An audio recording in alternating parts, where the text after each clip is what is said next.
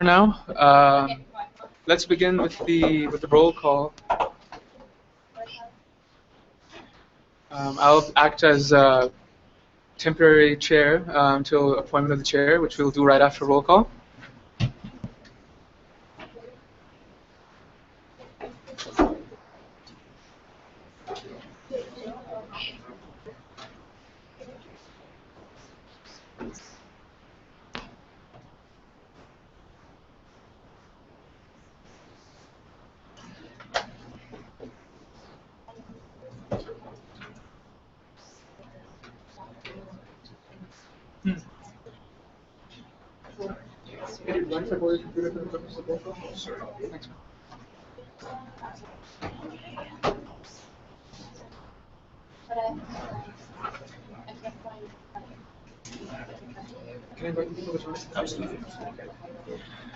Before we begin this meeting, considering the amount of space we have at this table, I would like to invite anybody in the audience who would like to join us up front. You're more than able to do so. Sorry, can you speak up? We can't hear you. Is this not working? Okay. I would like to invite you to the table if you'd like to join us, considering the amount of space that we have. It's open to anybody there. All right. Yeah. All right. All right, let's begin. Last week, we had to change not to use the in-house speakers. Oh, They're only using it for the video feed, so you're not being amplified. That's what we're going to do. all right, fair enough. Okay. All right, so speak really loudly then. Let's begin with the roll call. VPA, present. VPFO, sent regrets. VP Student Life, Here. VPI. Right. We have member at large Aaron Beal, sent regrets. We have Ali Caladine, who has sent regrets. We have Taylor Quinn, Senate Representative here. Dylan Latondra, not here. We have Andrew Bucci, Senate Representative, graduate, here. John Hutton, the Board of Governors member, he is here. Rebecca Howarth has sent her regrets. Women's representative, here.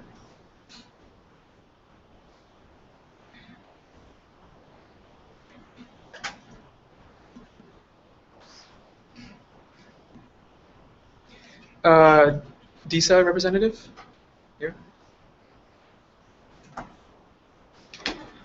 Section campus director, here. DAS representative, thank you. Would you like to state your name for the record? Alicia Neva. Okay, excellent. Thanks, Alicia.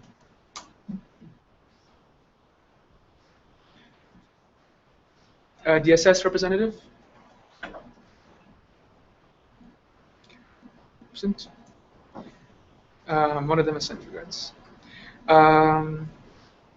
DAS representative, second person. Okay, absent. The Housing Engineering Society president. Yeah. Yeah.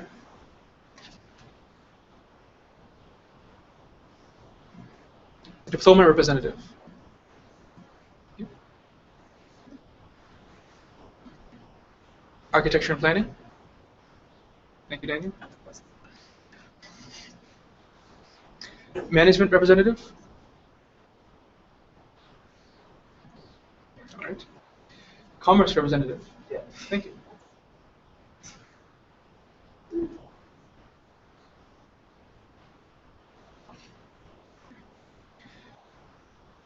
Law representative. Excellent. Dentistry representative. Yep.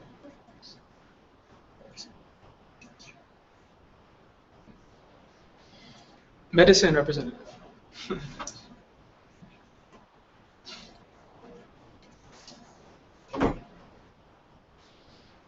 DAX president.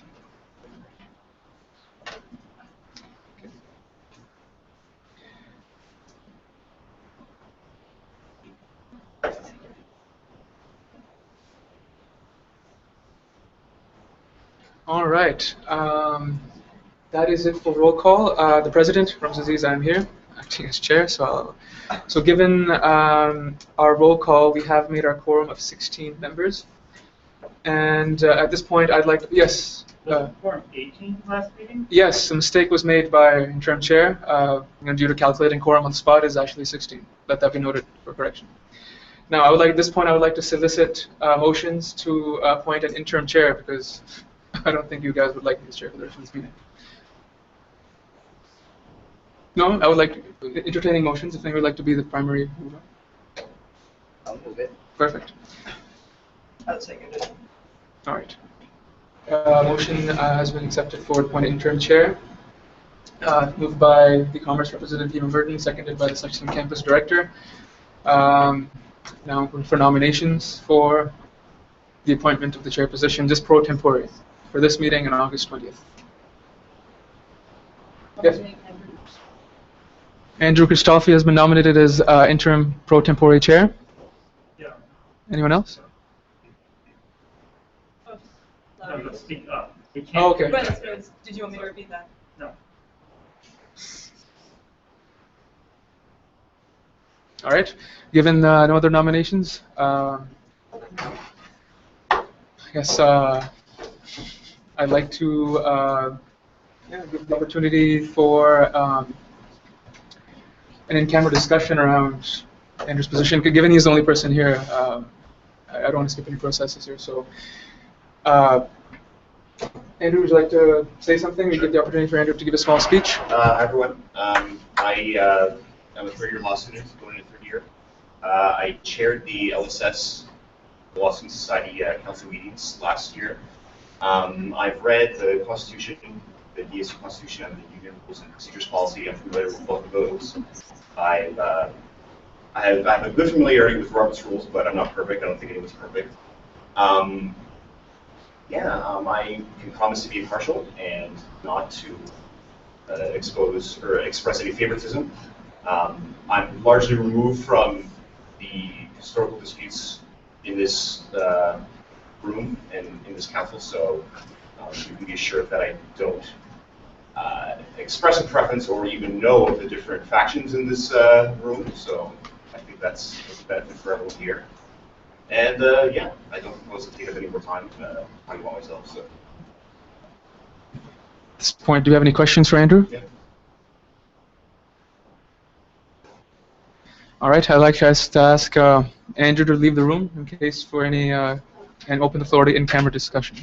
A motion is needed to move into camera. Thank you, VP Student Life, Danny Shanahan. We will seconded by Taylor Quinn. All right, at this point, we'd like to move into camera. If folks don't mind.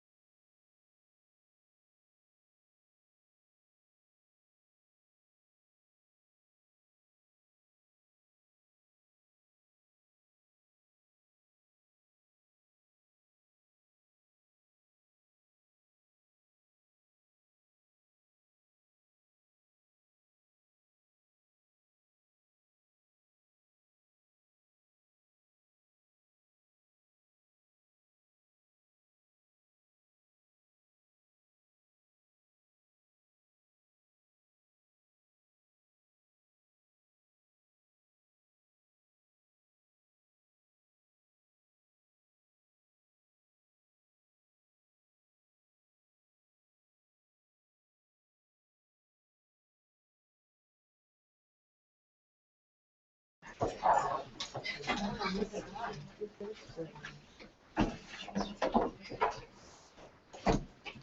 right, at this point, are you back online? Yes. At this point, we'd like to entertain a motion to call the question. Thank you, Engineering President, and moved by the Engineering President, seconded by Don Hutton. And yeah, at this point, all in favor of appointing Andrew Sistolfi as the pro tempore chair for this meeting on August 20th? All right, any abstentions? Anyone against? All right, Andrew, congratulations. You are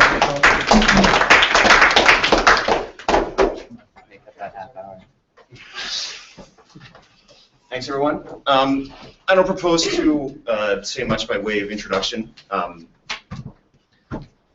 mean, at the Analysis Council, we sort of had the opposite problem as this council, in that no one wanted to speak, and so I had to encourage people to raise their hands. So I would encourage everyone who has something relevant to say to contribute to the discussion. I mean, you're the ones who are representing the students. You're the ones who are giving their voices to the students. So if you don't say anything, then I certainly won't. At first, I'm not going to know everyone's name, and I don't claim to be good with names. I think I know Sean over here, or Rams. And Steve, Danny. So please state your name before you speak, and I promise to do my best to remember your names. And also, it's for the benefit of other council members who may not know each other. Another thing is just try to stick to the topic at hand. I'll try to delineate what it is we're talking about before we solicit the discussions.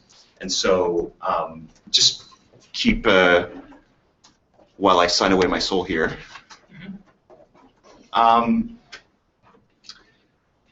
yeah, just try not to cut off other people when they're talking. There are very few instances where you're successfully allowed to cut someone off, and so those are very rare and few and far between. Okay, so I don't want to go on and on, so let's just get on with it. The first item is the adoption of the agenda, and so it's come to my attention that there are two motions to amend the terms of reference for the APC committee. Point of information. Can I know who's taking the minutes? I'm sorry? Does anyone take any Who's taking the minutes? The appointment of the secretary will come after in the schedule. It's after the approval of the minutes from the previous meeting, and I believe we have a nomination waiting. So in terms of the agenda, we have two motions concerning amendments to the APC committee, the Advocacy Planning Committee, one from Hannah and one from Jacqueline. And there are four ways that we could deal with this, and I'll lay them out briefly. One is that they be dealt with in the order that they were submitted to the chair. And so what that would involve is dealing with Hannah's motion first, and then dealing with Jacqueline's motion. And that would be problematic because your motion would be voted on beforehand, and then we would have to deal with the resignation of the chair, Jake Eidinger, and then we would deal with yours. And that's not a very efficient way of going about things. The second way we could go about this is to have one of the two movers withdraw their motion. The third way that we could deal with this is to have both of the movers withdraw their motion and one of them, to be seconded by the other, move an amalgamated motion to be dealt with either now or at the next meeting. That was three options I just laid out. What was the fourth? I think there were only three, actually. So those are the three options. So I would solicit any motions to deal with it in that manner at this time. I don't know if Hannah and Jacqueline have had a chance to discuss the text of the motion beforehand, but it seems to me that that there are only really two ways to deal with it. One is to amalgamate the motions and deal with it now at the next meeting, or to have one of you withdraw your motion. Now, I don't favor that option because it would prejudice the ability of council to discuss the issue openly and frankly with regard to all options. So perhaps one of you could move to, yeah, Hannah. Okay, so I have a proposal, and I think the only thing that's really contradictory between the two motions is the dates of things. So maybe we, and the rest of the stuff in my motion was also common to Jacqueline's. I'm not sure if I'm missing anything. Yeah. But I think it was just the date. So I think we could just do it as it is in the agenda and vote on the dates separately, like not vote, when we vote on the first motion to amend it, vote on everything that's common, so get that out of the way, and then deal with the stuff that's not common in the second, in Jacqueline's motion. So that's Because very little has changed in my motion, so I don't think it would be a problem to just do it in the order they were submitted. Jacqueline, yes, and then Rex. Like asking for the other one. Hannah submitted a motion actually to the executive. I think it was the 26th of June. That's the day that I got in my inbox. So we had a really long time to look over it, like tons of time to like figure it out. It's basically the same thing as the motion, as the mandate from last year, updated dates. The number of problems that like kind of came up with that when it was first moved back in, I think it was March, potentially. Were kind of something that we were working on as an executive in context of the advocacy plan. The motion that we put forward was basically just meant to be, was basically just intended as amendments to the initial motion, but to try and avoid a situation where it looked like we changed the motion so much, its spirit of like terms of reference had gone beyond the initial spirit of the motion. We put forward an entirely new one. Like, because according to Robert's rules, that's the deal. So you're completely right in saying that basically the two motions are very much the same idea. It's just one of them has a number of like minor changes. I wouldn't say that. Sorry to interrupt. Okay, no. I would say they have the same idea. I think the spirit of the motion is different, which is why they are different. I just think things that are in the first motion are common to the second one, but there are other changes that aren't common to in the second one. So just deal with the commonalities first, you're saying, and Yeah. then amend. Yeah. Rams and Dan. Well, just point of information, how will we do that?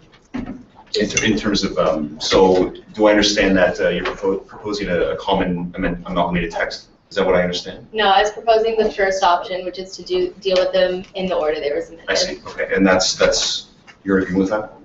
That's amenable to you, or do I understand it correctly? I have one other.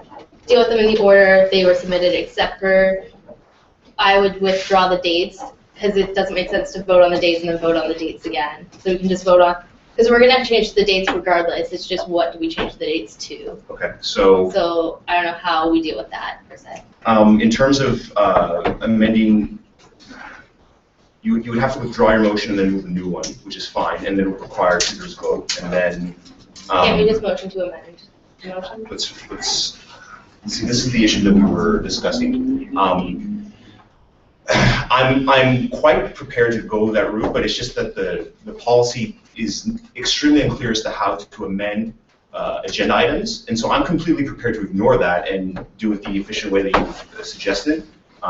Because what agenda item would we? The union rules and policy procedures says that you can only amend the agenda item by removing an agenda item. It doesn't say you can amend it. And so like I said, I'm prepared to ignore that and allow what you're saying. I don't think it would involve amending the agenda item. It just involved when we get to that motion, presenting a motion to amend the dates to either.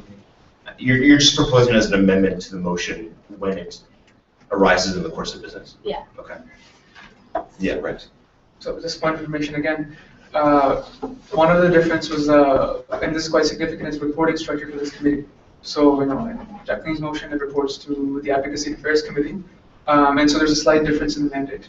Now, okay, so I'm just entering the scenario here. We vote on Hannah's motion, I guess we don't know, passes, and then Jacqueline's comes and then it passes or something. And then how does that work out? That would be a bridge to cross if we need to come to that, because it would involve conflicting texts being adopted by council simultaneously. I don't anticipate that would happen. I think everyone understands the nature of that happening. Seek to avoid that.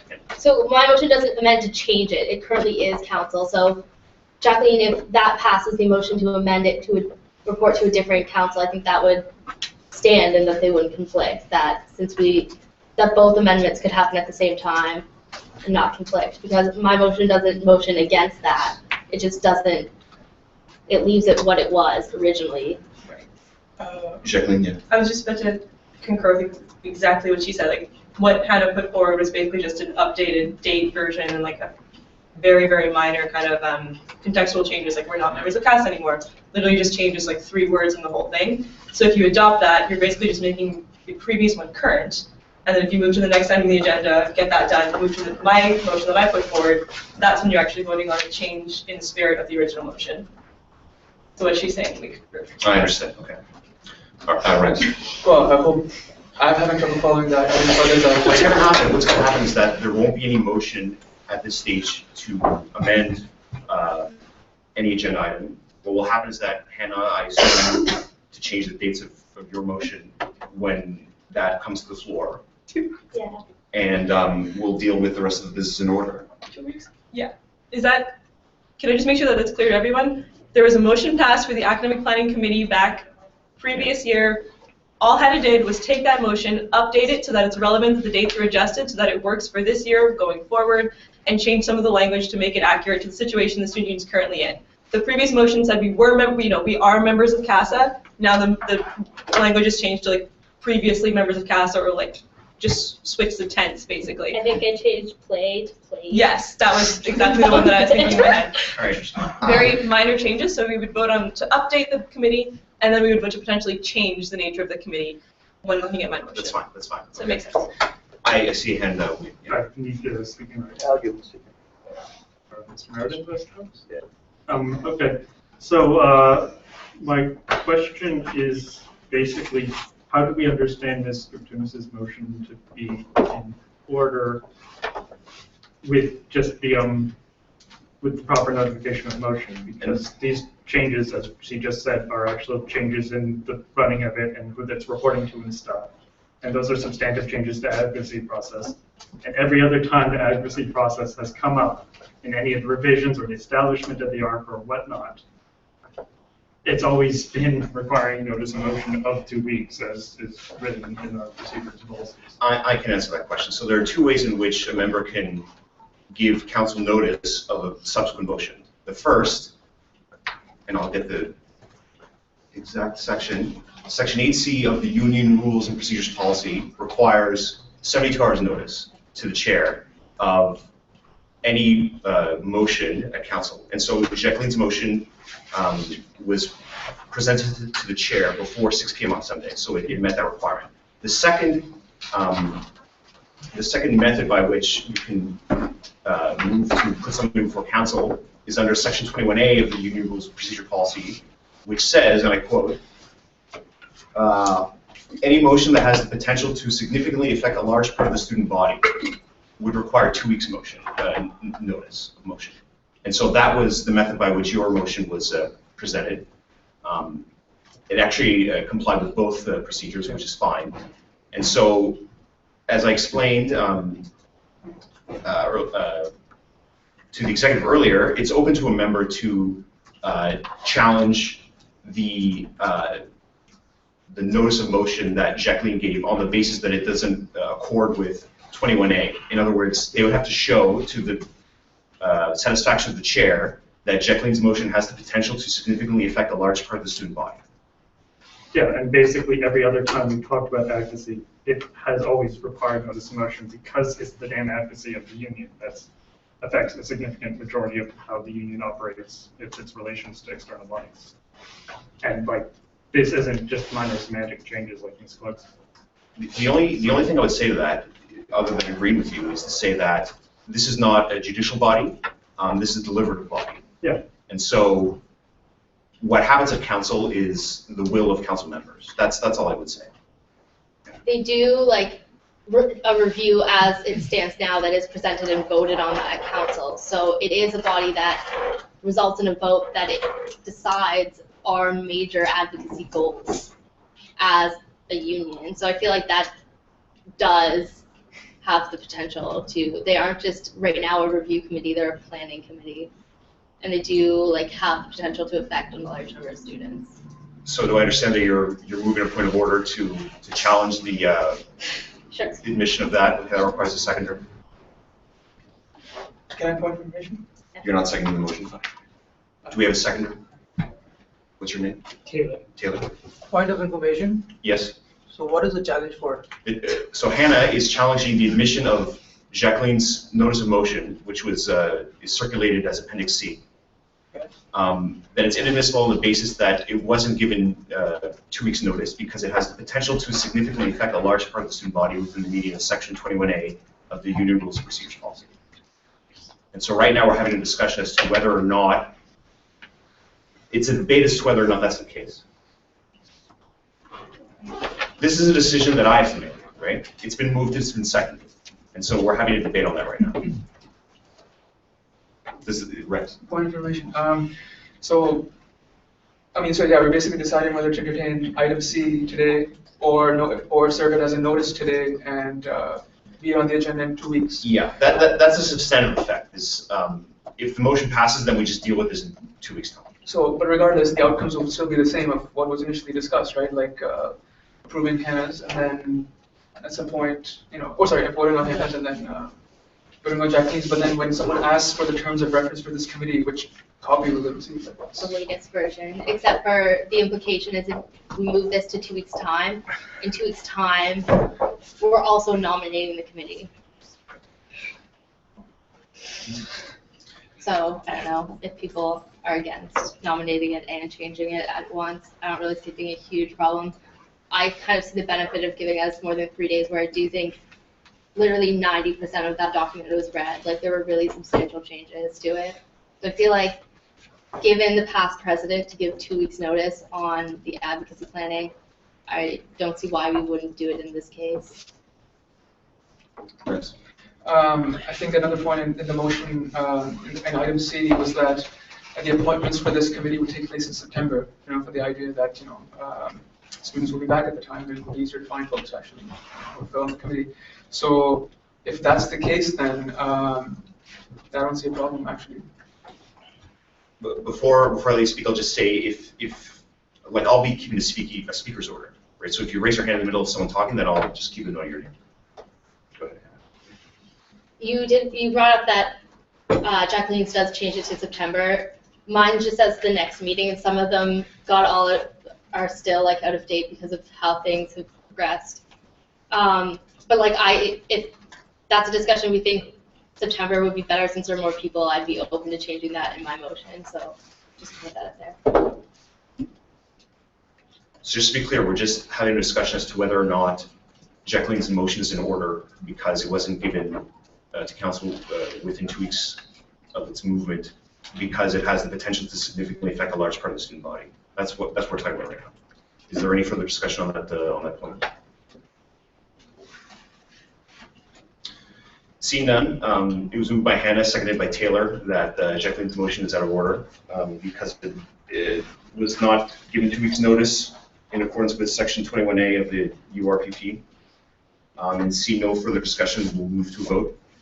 And so if you vote in favor, you're voting in favor of the motion being out of order. If you vote against, you think the motion is in order. Is that more clear? I see one nodding head, so that's all right. All those in favor? Keep your hands high. Opposed? Abstentions?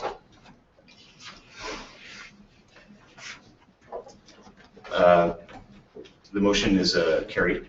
I believe normally the chair asks if anyone wants their abstentions or their dissents noted. So does anyone want their abstention or their dissent noted? Okay. Normally I'll ask for dissents first before abstentions. I think that's a proper way to go about it. Okay, so Jacqueline's motion is out of order, so that's removed from the agenda. Are there any other agenda items?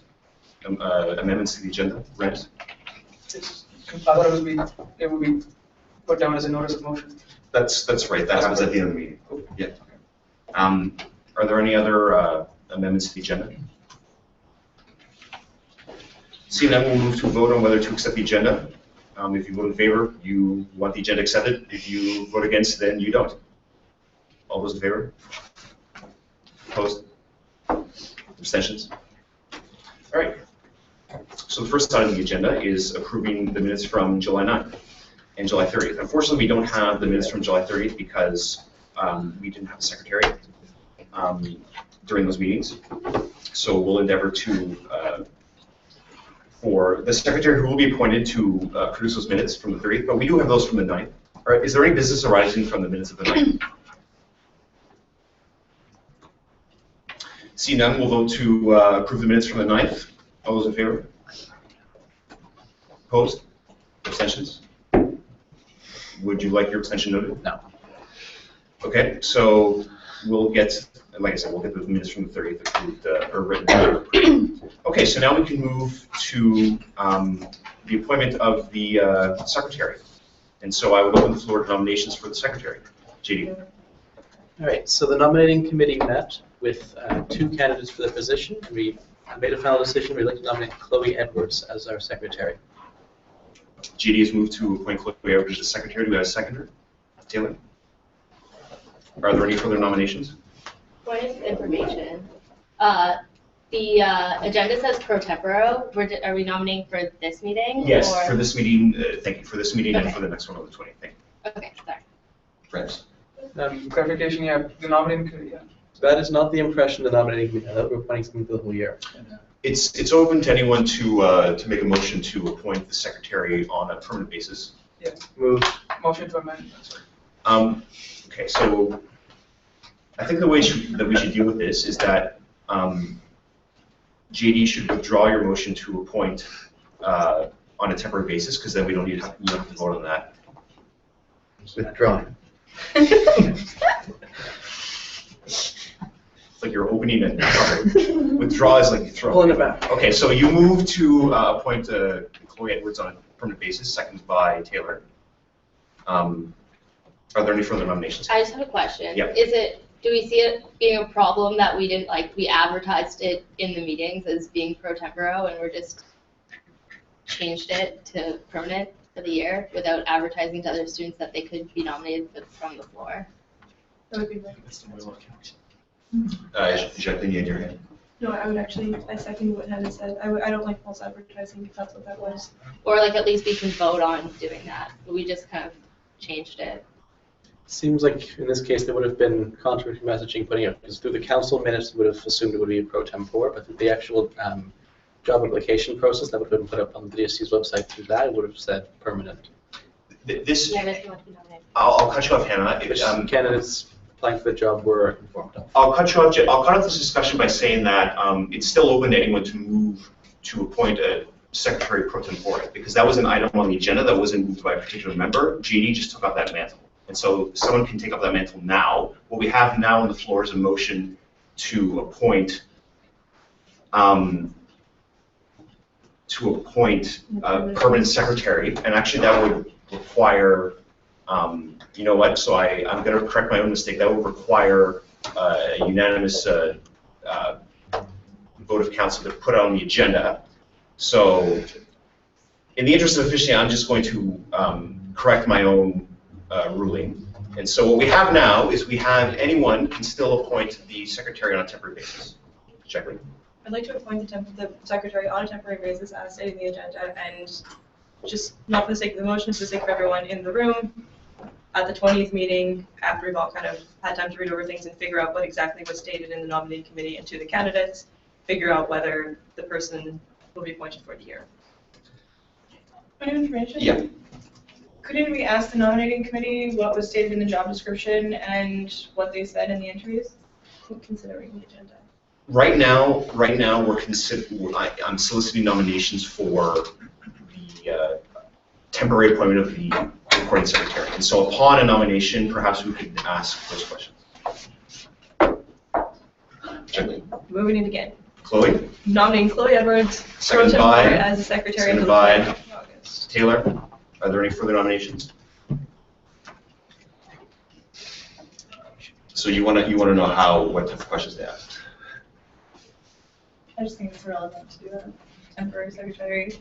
If the job description said permanent and the interviews said permanent. Brent? Just to point out, we can, I don't know if that's what you're suggesting, but yeah, at the next meeting, adding an addition agenda item to appoint a permanent secretary. That's fine. That can Just be, giving people yeah, 2 weeks. that can be put on notice at the end of the meeting. That's Okay. fine. Are there any further nominations?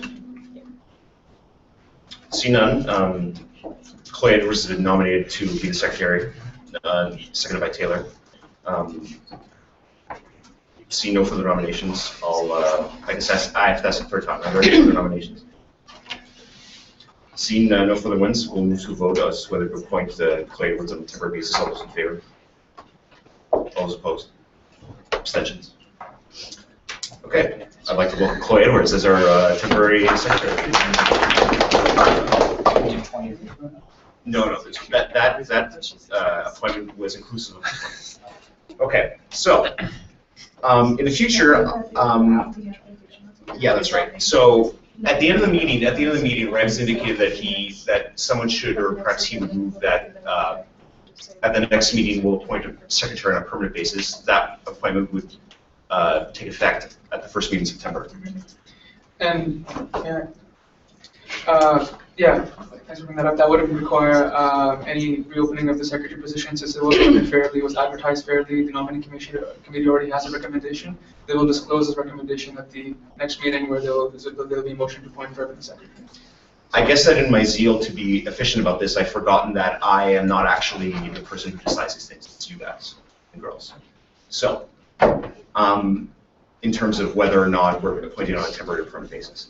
So, we've appointed the secretary. We'll move now to, unless you have a question, yes. Yeah, as temporary secretary, should I be taking this meeting now? Yeah, Great. Yeah, feel free to be described. Thanks, Clay. Welcome aboard. Yes, thank you. Point of information. How do you spell your name? My name? Yeah. CHLOE. Okay. And Edward. Yeah. So moving to executive business, it's my understanding that, and forgive my ignorance of past council practice, but it's my understanding that normally the members of the executive will circulate, as a matter of courtesy, for lack of a better word, talking points concerning their business to council members before, in advance of the meeting.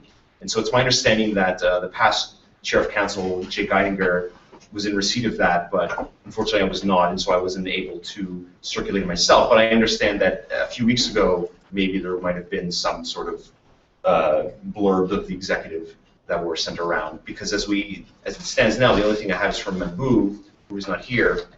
But with that being said, that doesn't preclude Ren's starting off with giving your presidential report. And so hopefully. Well, the report, sorry, man. My report, along with VPI Jennifer Nowaselski's, was also forwarded by the chair for some reason separately from the council package. So that should be in your inboxes from the previous chair, yeah. So I'll hand the floor over to you because for your whatever remarks you want. Oh, my report from if you can find it in your inboxes, it should be in there. Is pretty much everything that I have to say, except for additional work that I did in advance of that. So that would be work that from Monday, Tuesday, Wednesday, Thursday, Friday of last week, and Tuesday of this week, and it's something that I hope to say for my next report, not this one. Thanks, Rams. Jennifer? Perhaps I shouldn't presume that you're next. What's the normal? Do you have a normal rotation, or is it just? That's fine. That's fine. Okay. All right. Yeah. Sorry, I was just trying to pull up my report. Typically, we don't actually speak on it in meetings. Yeah, Is this something that we want to do, or are you happy reading them?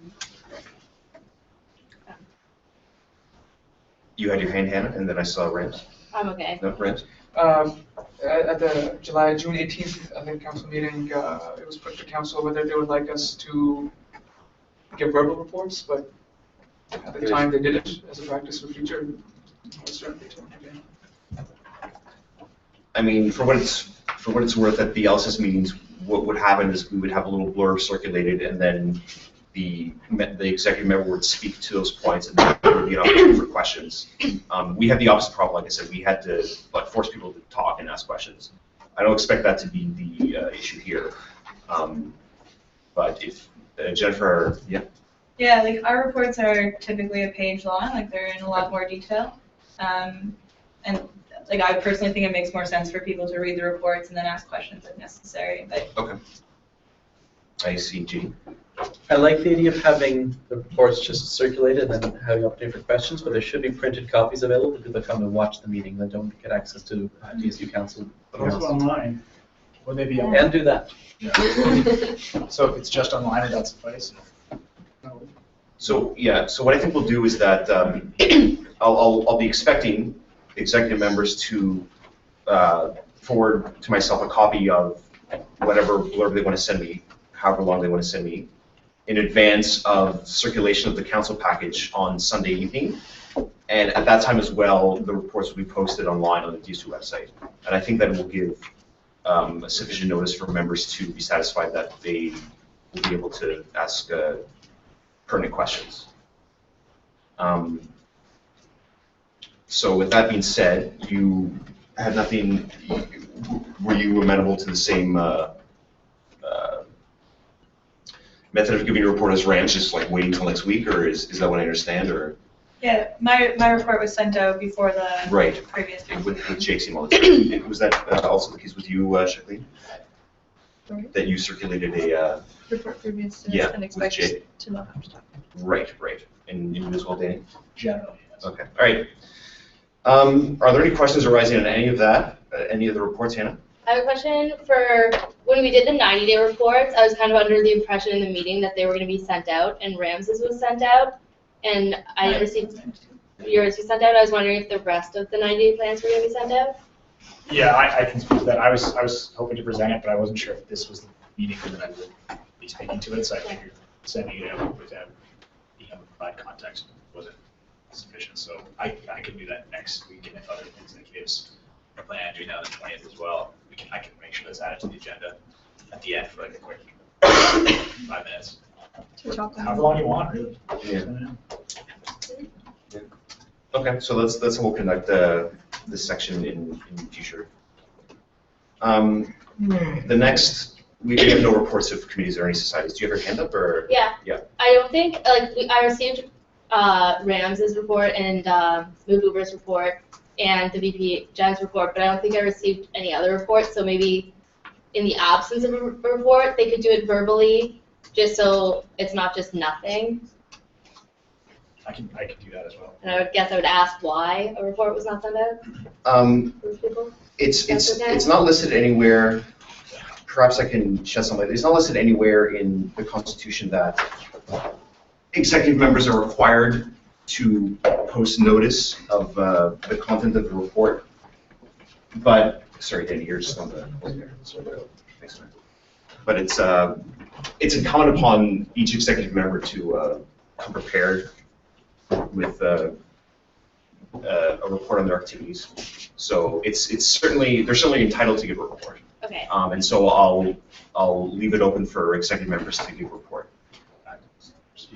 Yeah. Right. The council procedures say the opposite, actually.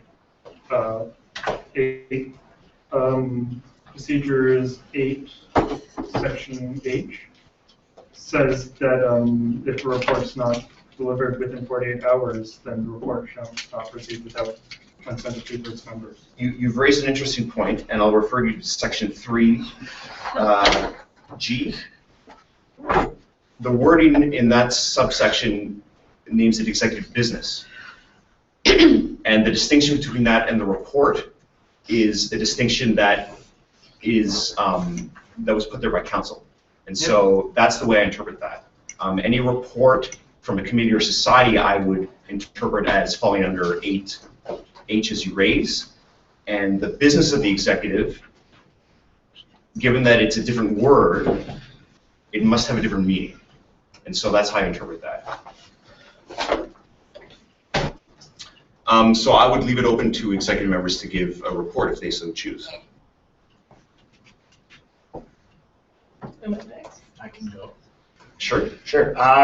So I'll do a quick report and then leave it open for questions. That's probably the most efficient way.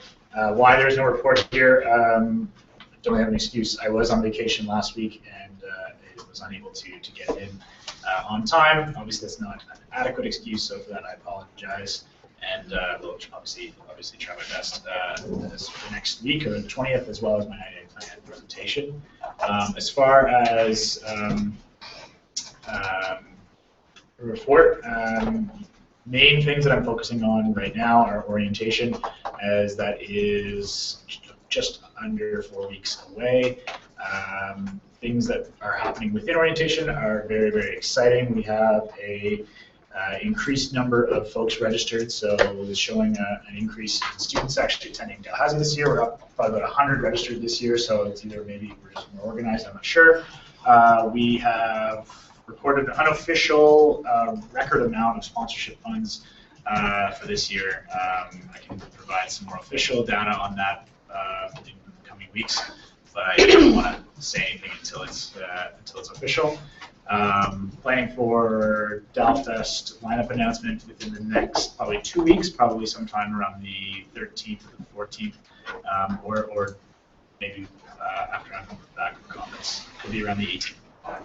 So expect some big things there. Furthermore, been confirming things for an events calendar that's going to be happening. It's going to be going out within the orientation week packages as well as distributed throughout the university. This is going to include a map of Halifax that we're designing. It's really, really cool. It's going to be nice and user-friendly. It's going to include some key awesome areas around the city. And a what's next calendar, that's sort of what refers, and what's next means like what's next after orientation, what's next after the first couple of weeks of DAL, and what can you kind of expect as a student here in Halifax. And it's very applicable to all students. So what I will ask, and I think this has been talked about at least to many societies, is just if you know of events that you have happening that you'd like included on this events calendar, that goes for anything happening in September, October, November, just things to look forward to throughout the fall semester. That'd be fantastic. So I have things like Friday for Cancer on there. I have some festivals happening within the city. I have Fall Fest, which is happening on the 26th of September, Friday the 26th. It's going to be killer. We've got the Melatones and a bunch of other fun stuff happening down there. We've got DalFest and any number of things that's happening. But I don't know everything. So if you have anything that you'd like included, please let me know. I know that there is a deadline set for sometime next week. But anyway, just please, as soon as you can, provide that to me, or just come chat with me after this. Oh, DSU Garden Party is happening on the 3rd of September, so check that out in the garden. What else? Events are well underway. Again, I've always put this on my council reports in the past, so if you have read them in the past, you'll know that if you are belonging to a faculty society, there's faculty orientation, and I'm just wondering how folks are dealing with that. So if you have any questions about faculty societies, raise your hand if you're a faculty society member. No, not all of you are faculty societies.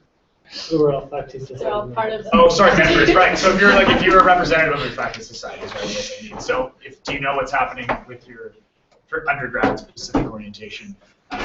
We can chat about it after.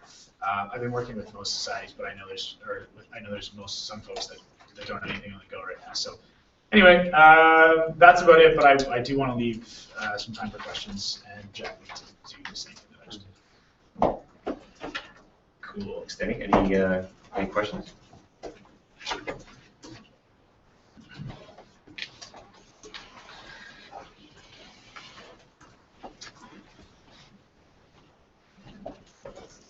All right, thanks, Denny, for your report. The floor is still open for any other executive member to provide the report. Otherwise, we will move into our first presentation. I think I'm up for giving the report next. Sure. Yeah. I didn't realize how long it's been since our last meeting. It's been about a month. I've been doing pretty laid-back summer work of doing research into other universities' advocacy services. I've actually extended out beyond Canada because it turns out that across Canada, what we view as advocacy services technically and most typically have to do with the way that students are represented by advocates dealing with academic appeals and things along those lines. It's been interesting to find that advocacy might not necessarily be the best word to describe what we consider like government lobbying or university lobbying. It's not necessarily, it's almost inaccurate. It's quite interesting. So looking at advocacy across the globe, which is fun in most English-speaking countries, you find that it's pretty varying, and it's what we consider advocacy and what we talk about when we look at advocacy. It's something I'll kind of bring up in the presentation, really broad presentation.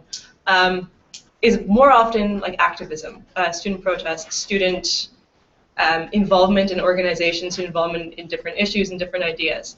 Advocacy, we have an advocacy service called the Dalhousie Student Advocacy Service, and they represent students in their academic appeals. I don't mean to completely sway a conversation right now about what advocacy means. I'm going to do that in a minute. But I just think it's something to kind of consider and something really important to look into if we're considering, and if we spent the entire year last year looking at, what advocacy means to us. Went to the agricultural campus. We got to meet everyone there. That was really fun. That was really interesting. I would suggest that next time we go out, we invited students to come. We had the Tiger Patrol going. Everyone should take a stop.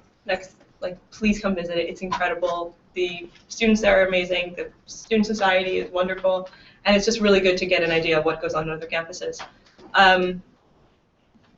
Working with Senate, I'm still looking for students, if any of you are interested, in sitting on the Senate Discipline Committee and Senate Appeals Committee. Technically, right now we have enough people to fill the positions, but come September, schedules change, things change, and having kind of a roster of extra students is always a really helpful thing. Getting hold of people in the summer and hoping that they'll stick for the entire year sometimes doesn't really work out the way we might hope. Checking out the university, I know all of you received an email about switching to the pro vote system. Not everyone knows exactly what that means. That's something that if you're interested in it, I would love to talk to you about. It says a lot about university administrations across the country, and pro vote system is something that actually works quite typically in the United States and in British systems. So I'd be really happy to talk about that anytime. It will change the way that the university operates and the way that the union interacts with the university. It's a funny thing, it makes the union almost more relevant than it ever has been. Something to really look into.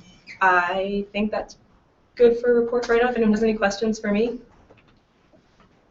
Sure. Just like a quick one about I know we voted on the faculty meeting. We had all put forth a person for that. Yeah, the Academic and External Affairs Committee. Yeah, that one. Yes.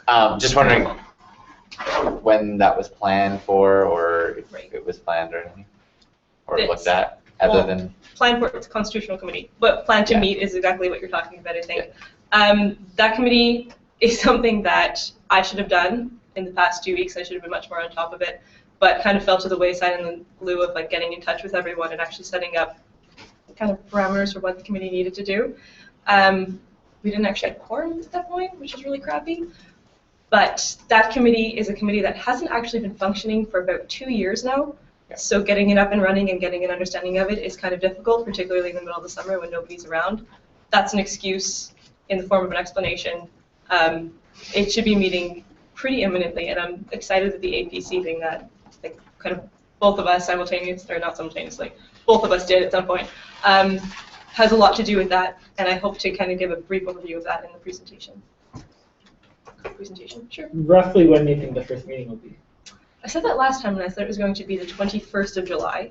That didn't work out. I would like it to meet before the next, it has to meet before the next meeting of council. Okay. Does anyone else have any questions about anything? Students of Scotia, would you like an update on them? Good, okay. Students of Scotia, we went to an annual planning retreat. We actually today at a board meeting adopted an annual plan for the organization. It's kind of exciting. It's something, it is laid out, I think you can find on the Students of Scotia website. If you'd like me to forward you all of the SMS information, I'd be happy to do that. I just don't want to be accused, and I have been before, of cluttering people's inboxes with things. This is not this year, this is previous years.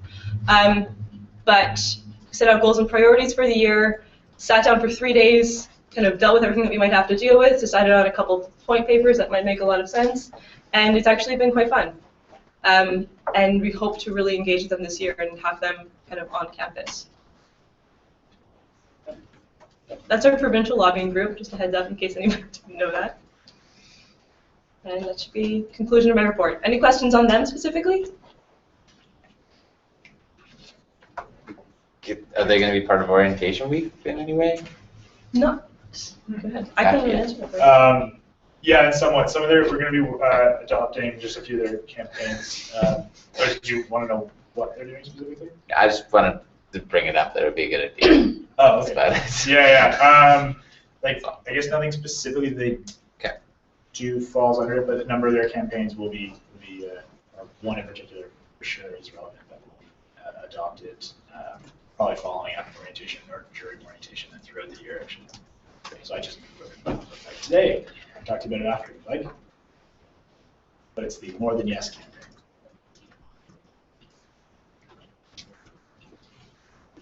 Any more questions for Jacqueline? Okay, thank you for reporting, Jacqueline. So Jennifer and Rich will just wait till next meeting, I understand. Yeah, everyone has a copy of my written. Yeah. But again, open to questions. I think we already did that.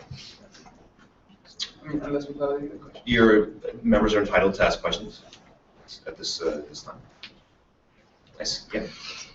You're recognized. Has anything changed since those reports? Because it was like a month ago. Last week.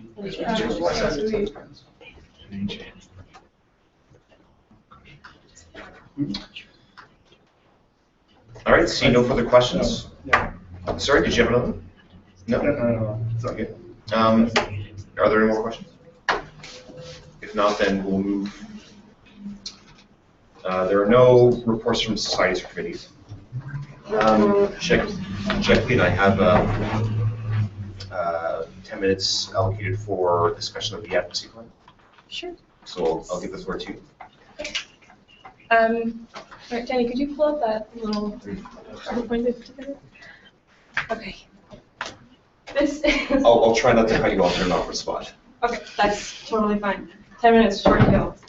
This is a really just broad thing. Mostly what I wanted to do was ask you guys a couple of questions today. I have these things to pass around.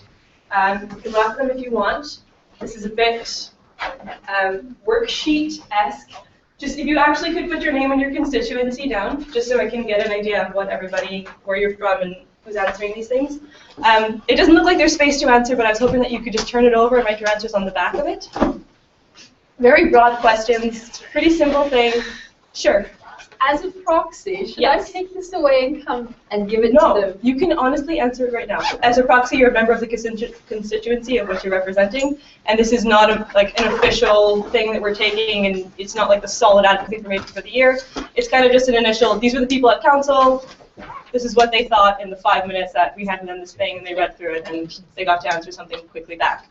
I'll happily, and I plan to, forward this to you, maybe more sophisticated version of it, if we will, that you could bring to your constituents so they can get a better idea of sort of like what you're asked at council. If you want to answer that now, if we're going through it, it's basically, sorry, I don't know the... Do I have copies of it? No, I think it's right there, a lot of copies. So everybody got one. Sure. Are we supposed to go? You can hold on to one, you can follow up with it. So, very simple, I just want to kind of grasp where you guys all stand as far as advocacy goes. I'm going to be your friend, I'm really sick and I'm like a little bit out of like throat, not right. As you can see on your sheet, it says, so when we say advocacy, what does advocacy mean to you? What does it look like? 3 of these pictures are of Dalhousie University. One of them was just the first thing that popped up when I put, I think it was student advocacy in Canada. I was really curious because, as I said before, when we say advocacy, so often we think of all these things that range from talking about student academic appeals in Senate to, I believe in radical feminism, right? And not that those things are mutually exclusive, I don't believe that they are, but oftentimes people have a very disparate idea of what these all fall under. And so does the internet. Advocacy means a number of different things to a number of different people. And I think these images are a pretty good representation of what you might think advocacy at a university should look like. We have thousands of students on the streets in Halifax. We have students looking quite professional, ready to go speak to someone and actually talk about their ideas in a, like I said, a very respectful professional setting. We have the loaded ladle. That's advocacy to a number of people. I've heard that referred to in certain ways like a social justice thing, but to a lot of students making sure that other students have access to affordable, if not free food, is a form of student advocacy. As is our international students, asking that their differential fee not be raised 7%. I remember that. I was one of those people in that vote. So what does it mean to you? What does it look like? Does advocacy, has it meant to you going to a protest? Has it meant forming your own organization on campus, joining another one? I know students who bring things like United Way, students who are members of things like the Ecology Action Center. Is that something that you are involved with, or anything that you want to be involved with, or that we should be involved with as a union? That helps us. That's really important to know. Advocacy has not always just been professional lobbying organizations, because those are, in and of themselves, professional lobbying organizations, not necessarily all advocacy. Next slide, please. What do we have in mind? That's the second part of that statement. When we say advocacy, what do we have in mind? So, what advocacy goals do you have from your constituents? As you can see on there, I kind of wrote down just a quick blurb about each question, which might relate to it. You're all here from a different constituency, and I don't know, I was motivated to come here because of advocacy issues that came up within my faculty and that I saw reflected in every faculty across all of the campuses within the university, including diversity distant students. So literally every single aspect of academics that university offers was covered by the problems of not enough funding, unacceptable facilities, and a sort of very slow devaluation and degradation in the quality of professors and teaching. And that's not to speak against the professors, that's to speak against, in my opinion, hiring and the way that works. What resources from the DSU would help you reach your advocacy goals?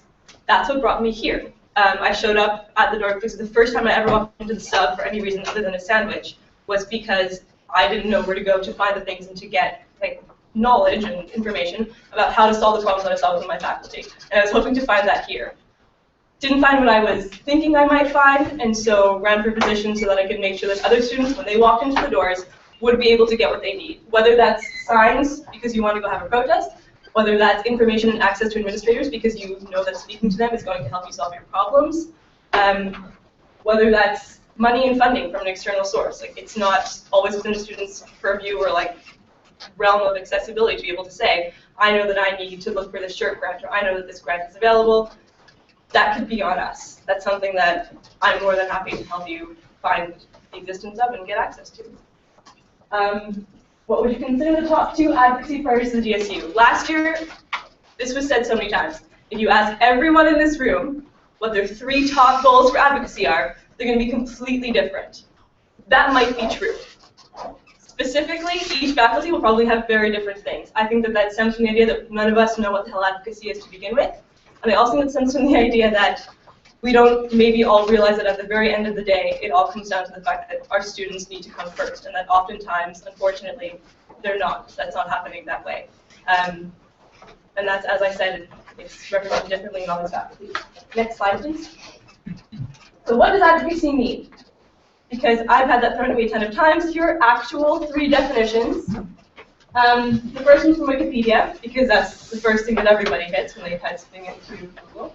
The second one is from the University of Melbourne in Australia, and they have an incredible advocacy website that I got really into checking out. This is one of the ones that I was talking about when I said global advocacy services.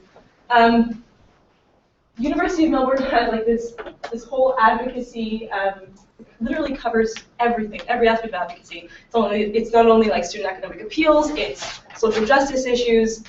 I do the quotes because I don't think that's necessarily the way it should be termed.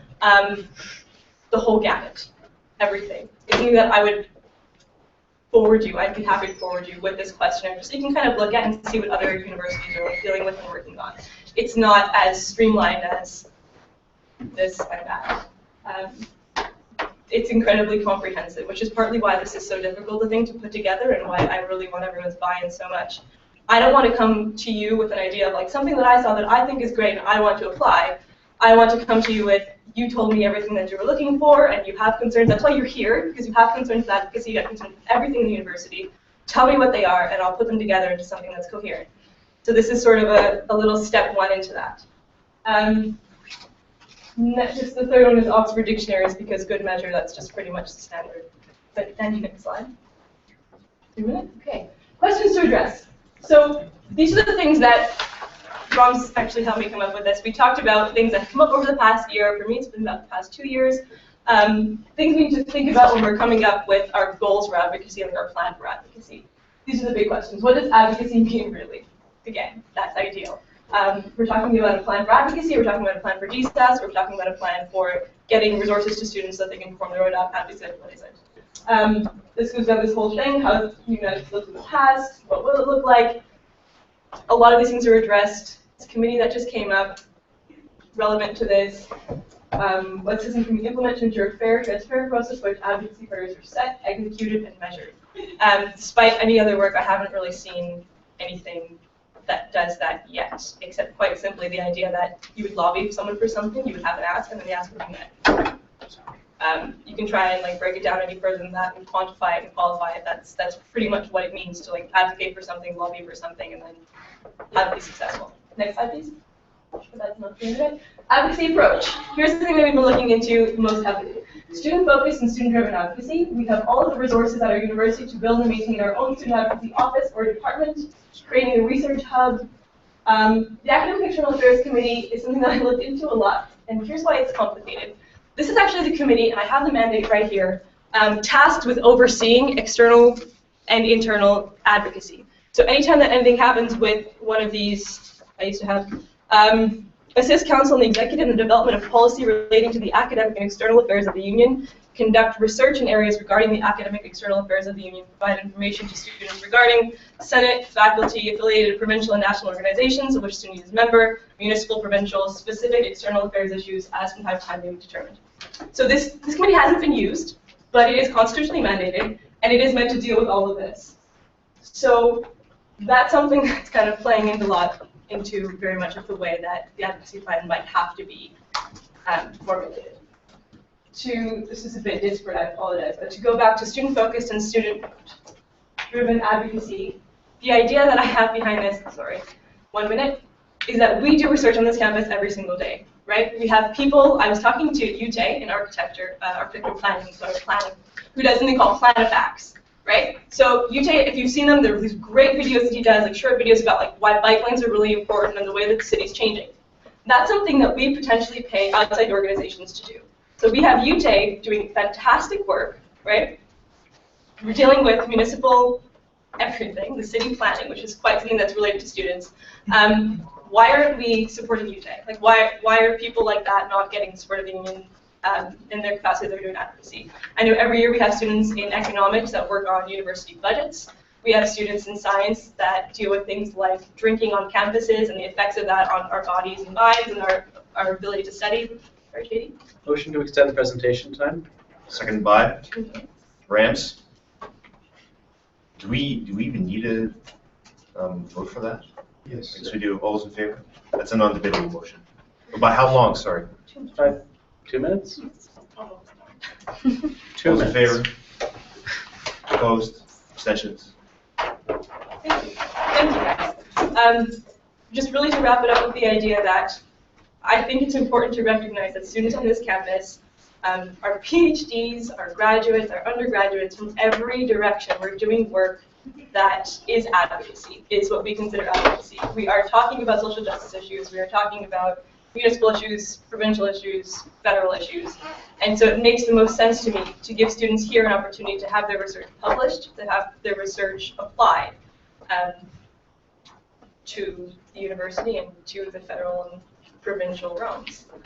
So my hope would be that our advocacy approach would incorporate student activities that are already taking place and that are academically based, because it's something that, for whatever reason, seems to have been ignored. We've been focusing on people that come up with an issue and then really take it by the reins and go for it, as opposed to realizing that it's also very much an advocacy-based thing, an activist movement, really, to write these papers, to work on something for 8 months of a year, have it peer-reviewed, have it edited by a professor, and then have it mean something and be applied outside of just academia. So that's my own take on things from what I've heard and what I've seen. That's taken by take, I mean an input on what I think could happen, and I'm just presenting that initial idea to you guys, not in any final form, not in anything incredibly coherent at this point, really just as an overview of looking at making students the center of advocacy. This could be in the form of, we've been looking into it potentially with university bursaries, grants, scholarships, things like that. Thank you, Jacqueline. The floor is open for any questions. quick question, and this is a big one, so you wouldn't have a comprehensive answer. But so this committee, the academic and external committee that you pinned a lot on, like hasn't operated for 2 years, and like you weren't able to have a meeting in July. So like, do you have any ideas on like how to actually make that committee valuable? Because like for obvious or for whatever reasons, like it hasn't like functioned for years. So like, is it just like the fact of like just emailing people and getting them in a room, or like is there a problem with it structurally? Is it too big? No, I think it's honestly just a matter of getting it back in the habit of actually meeting. I mean, for the past few years, committees themselves have been sort of falling a bit on the wayside, and there hasn't been great attendance in committees. They're not really seen as to be as important as they actually are. I know if you're on Senate committees are where the decisions are made. It's where people actually come up with things. You go to Senate, people are already there with the understanding that this has been deliberated on, we can come to a really solid decision on it. There's proper information, proper research.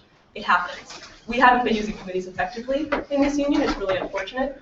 But it is a matter of just kind of underlining the importance of the committees, emailing people, getting everyone in a room, and trying to make it a bit more engaging, right? Committee doesn't sound like the most exciting thing in the entire world, but I'm really hoping that if we can get out there through orientations and things like that, we can get new people onto these committees, we get new ideas, new directions, and it's not just, I hate to say this, like this stale old, like 100 people that cycle through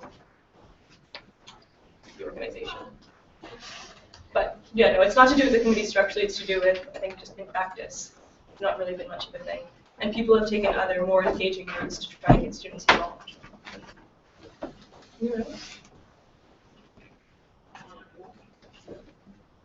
Does anyone have any like quick thought, initial input, anything? No question. We have another 8 minutes 11 for any comments and questions. So feel free to think aloud or even louder. At the very least, I'll just take these back from you at the end of the meeting. I'll forward you all in the council list a copy of this if you want to talk to your constituents. And we're going to do, I think, a bit more of a comprehensive survey, so we can use that with the Academic and External Affairs Committee. It's just a matter of actually getting the committee together if they want to be the ones to create it, or if I would be the one to put it together. I think I would like to send you information on what other schools have for their advocacy services. Even if it's just a link you can click on and see what other people do, and that it's very well beyond what I think we've been considering for advocacy. Does that sound good to everyone? Just like getting a quick hyperlink idea of what other people do. I think people are distracted by their own thoughts that they're writing down, which is I think, love a that. very positive development. Yes, That's exactly. fantastic. Yeah. Point of information, I think is how I'm saying this. Who is my constituency? Just DAS? The arts and social sciences. So in the back of the arts and social sciences. Okay. So all art students. Just making sure. You're good. So if we had more of these, like to give you, or like an online, like a survey monkey or something that we could send out to our constituents, just would you be willing to look at those as well? More than willing, I'd be happy to. Yeah, that's totally good. Yeah. I think that would be a good idea, because this is my view, what I've passed on to them. It's hard, especially in the summer, to actually get like we've had one meeting this summer, so I've talked to them once, and like in passing, talked to most of them.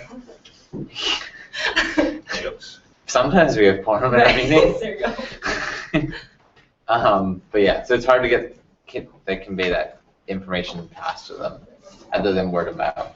So especially this near the end of term, and they've been hearing about it like the last year from me. So before they leave, and they're all on co-op now. So yeah, that's my 2 cents at least. That's just architecture. Funding's coming back, so I haven't talked to them at all.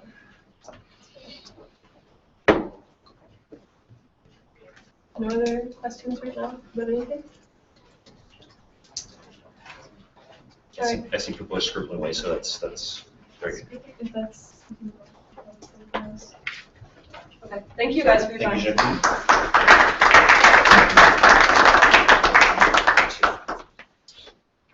All right, moving on. We have no old business from the last meeting, so we'll move into Hannah's motion.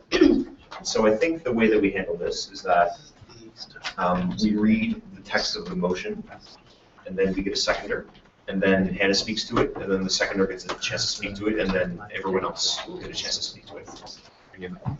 So, would you like to read it yourself, Hannah, or would you like?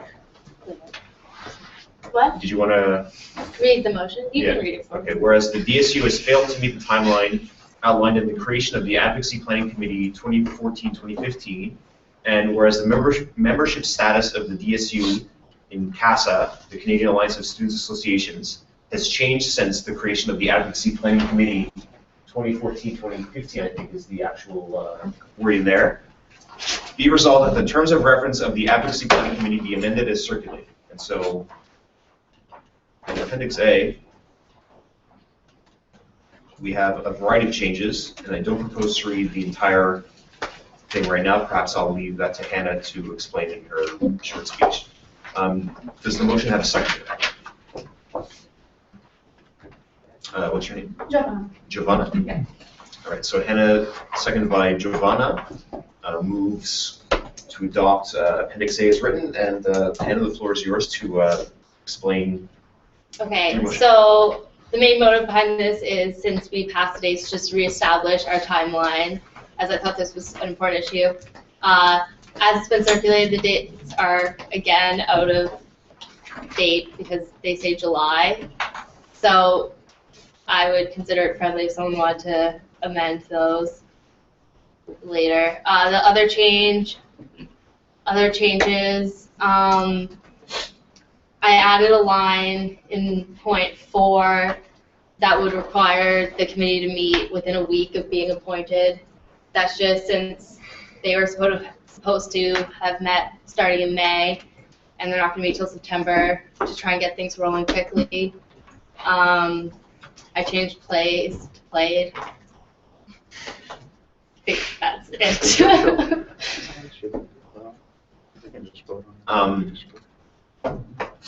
Is there anything else you'd like to say about No. about that now? Giovanna, did you have the right as the seconder to? Is there any further discussion, any amendments to the motion? I guess point of Can I get your name, information. sorry? HEMA. HEMA? Yeah, just point of information. Yeah. Would we then just change it friendly to, I guess, like Yeah. September or whatever? Yeah. I would consider that friendly. So you're proposing to change the wording in. Well, just because section- like they're all July and then July's already Yeah, over. it would be meaningless, right? Yeah. So for it to be friendly, it has to be moved by a third person and then agreed by the mover and the seconder. That's how it works. And so, do I understand that you're moving to change Yeah, the anywhere reference where it from says July July to September? to September. Is that a friendly amendment? Yeah. Well, it also says August in there somewhere. Giovanna, is that a friendly amendment? So that, So we have. You can. Could you just motion to move Can you hook it all up to months this to computer the and have that show up? preceding month? This is Word. Then wherever it says any month, it just moves 1 month. Well, the August one isn't an issue because August one says 3 weeks. I can edit it, but. Oh, I would have we need it no idea. from August, so like it should Yeah. be changed to September. I just don't have a. And then it's just like the November, December dates. Do we think the committee can still meet those dates, or when do we think is a reasonable time frame to give the committee to come up with these reports? I think that's just. What does it here? What's it say right now? It says that the initial report no later than December 1st, and then I'm sorry to interrupt you. Which section are you section speaking to? 6. Oh, okay. No, okay. The initial report shall be discussed at council the first meeting of October. At the next meeting, council will vote, To determine the top DSU advocacy goals. and then they will be returned no later than December 1st. So those dates are fine. Those dates should be fine. Okay. Unless we think that October, that only gives them a month. I'm just amending the motion now to accord with the friendly amendment that was just passed. And so, to avoid any confusion. Yeah. So in section 1, the reference to July 2014 should read September. Yeah. As should this one in section 2. Yeah. As should, August. There. should we change to September as well? Yeah.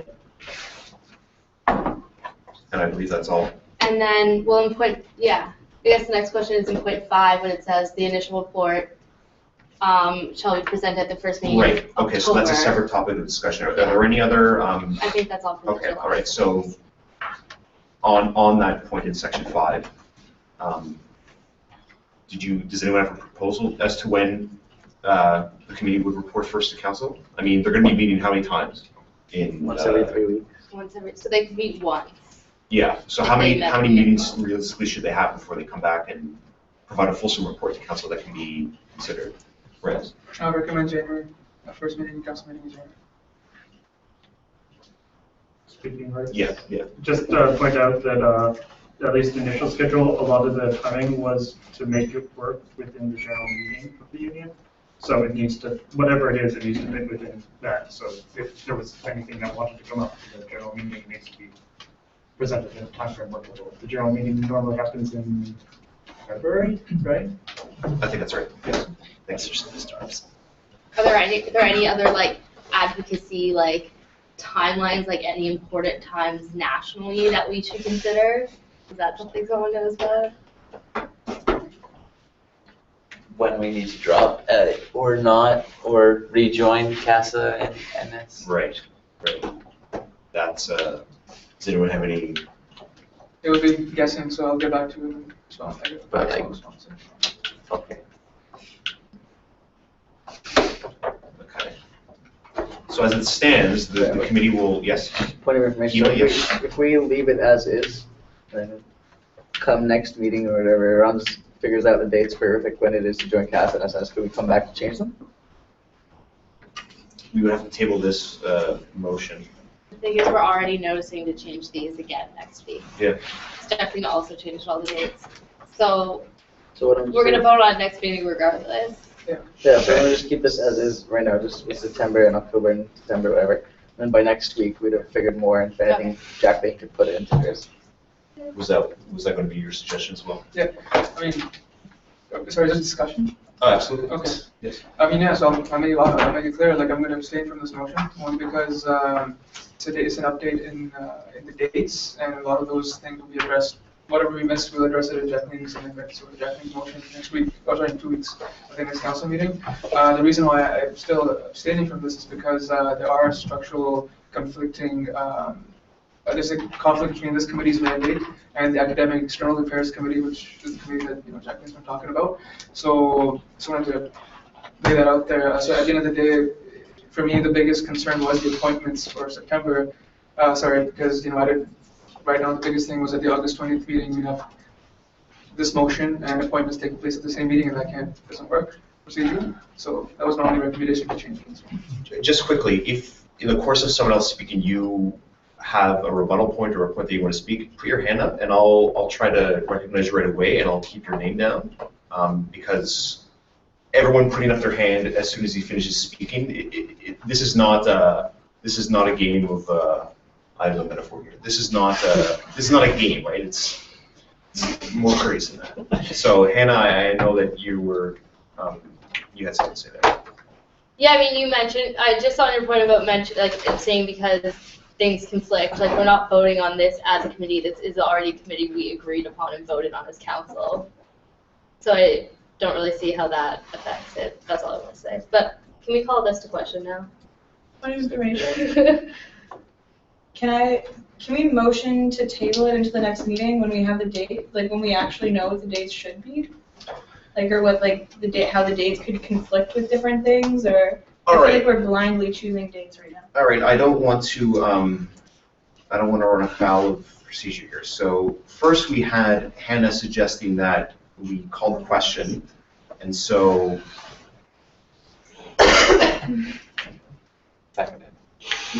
Sorry. I just want to get this right the first time so that I don't end up doing something wrong the second and every other time. Right, so calling the question requires a seconder, is not debatable, and requires a 2/3 vote. So Hannah's called the question. Is there a seconder? Of amending the dates to this, right? No, to call the question is to call the question on the motion as it is amended. Yes, yes, I agree. And so Hannah has called the question. It requires a seconder. Is there a seconder? Jacqueline? Oh wait, no, I can't say things. Do you have a point of information? No, I just want someone to second it. Do we have a seconder? Yeah. Okay. So that requires a 2/3 majority. If the question is called, then we'll move to a vote on the motion as amended. You can all see that. That's fine. Jokes. Okay, so the motion as amended is presented right here. We've just amended certain dates. Can we vote on whether we're calling the question? That's right, and I'm explaining the consequence of the vote. If you vote to call the question, then we move to a vote on the motion. If you vote against calling the question, discussion continues. That being said, all in favor of calling the question, please raise your hands and keep them there.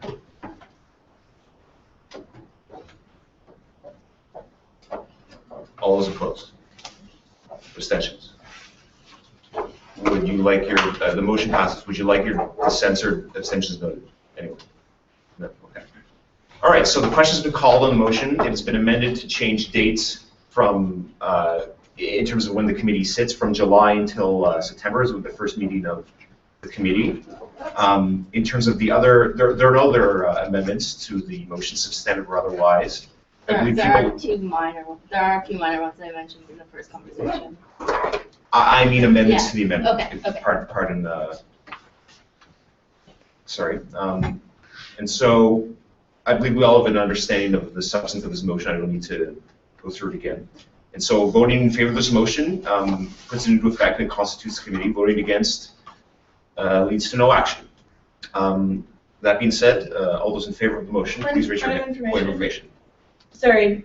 In the discussion, didn't we raise the point of how many times this committee would meet if it had to be, if they had to report back by December 1st? And then the question was, or should they report back by January? And then the question was, but how do those dates conflict? Like, do we actually have this information? Do we actually have knowledge to vote right now? It's left as October, and it's noticed that next meeting, Jacqueline is going to propose a motion already that's going to change them. So we're already going to vote on them next meeting, but now they're left as October, December, November dates. Do you have another point of information? No. Yes, Jenny. Maybe just clarify something for the sake of clarification. Procedurally, voting on this makes the most sense right now. We're just updating the committee as it was before. Dates that make more sense at the current time. As we just said, there's a motion notice for the next meeting to change the committee itself if it so pleases council at the next meeting. So it makes the most sense. At the very least, on our books right now, we have a committee that exists that makes sense. Judy? This is a point of privilege. I appreciate there may be questions about the implications of your vote, but we actually just voted to call the question and debate. So if you had questions and lingering concerns, you should have voted against ending debate. Let's actually vote, because that's what we just voted on doing. Thank you, Judy. The question has been called. Is that a hand? No, that's the hand of vote. I'm explaining that a vote in favor is will constitute the committee, and a vote against, there's no change. All those in favor of the motion, please raise your hand. All those opposed? Abstentions? Would anyone like their abstentions noted? Who else? Rams and Jennifer. Anyone else? All right, the motion passes. That concludes that order of business. Next, we will move to. Yeah, sure, that'd be great. No one needs to see what I get.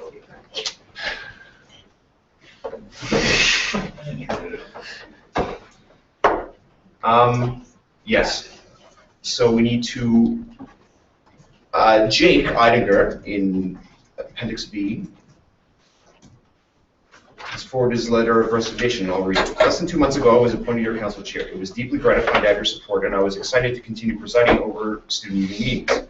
However, I remain concerned about other job prospects and the affordability of staying in Halifax, since the DSU council chair earns only $50 per meeting. I've applied for many jobs since my appointment, most of which have been in Halifax. In May, I applied for a prestigious political internship in Ottawa. I heard nothing back for months, so you can imagine my shock when I was offered the position. I am extremely fortunate to have been offered this once-in-a-lifetime opportunity. Part of me wishes that my search in Halifax had been more successful, but I cannot turn down an offer to work in a field directly relevant to my degree. After discussing this with the president of the union, I regrettably must ask you all to accept my resignation. He will bring this letter to the next meeting and present it for consideration. The process of finding a replacement is directly underway. In the meantime, I will continue to answer your questions by email. This is clearly a dated email, and do all I can to prevent any interruption in service. I would like to thank you all for permitting me the brief opportunity to serve you. I will sorely miss it. Yours truly, Jake Eidinger. And so, it is open to council to accept his resignation or not. In the meantime, you can order that he come back and fulfill his duties. And so, if there's no debate on that, if there is any debate on that, then I would encourage you all to speak now. Otherwise, we'll move to a vote on whether to accept his resignation. And so, accepting his resignation, voting in favor would result in, I guess, a search continuing for a new chair, however that may be. And a vote against will be a strongly worded email to Jake asking him to quit his job and come back and do his work. JD? Motion to accept the resignation of Jake Eidinger and tasking the nominating committee with finding a new council chair. Seconded by Danny. Any debate? All those seeing none, we'll move to a vote. All those in favor? Opposed? Abstentions? All right. That concludes, I believe, our new business. We'll move now to a policy discussion headed by President Rams. You have 30 minutes, and again, I'll try not to cut you off at an awkward time. All right. These are the same policies that were sent, get mine a long time ago, so there should be in your classes. Again, these are the ones that have been reviewed by the board. Here I go. Okay. So I'll walk people through each policy in no particular order, unless people have a preference. They're really short this time, so what I hope to do for the next time is to write summary sheets for the more complex ones. So I'll certainly do that in the next council as well.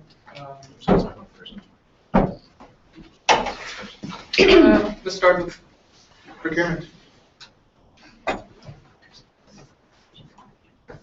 So there should be 4 that we're discussing today. Commissioner policy was supposed to be part of this round, but it got caught up with the board, for obvious reasons, and so there are heavy edits to it. So it'll be discussed with the board of operations tomorrow night as well.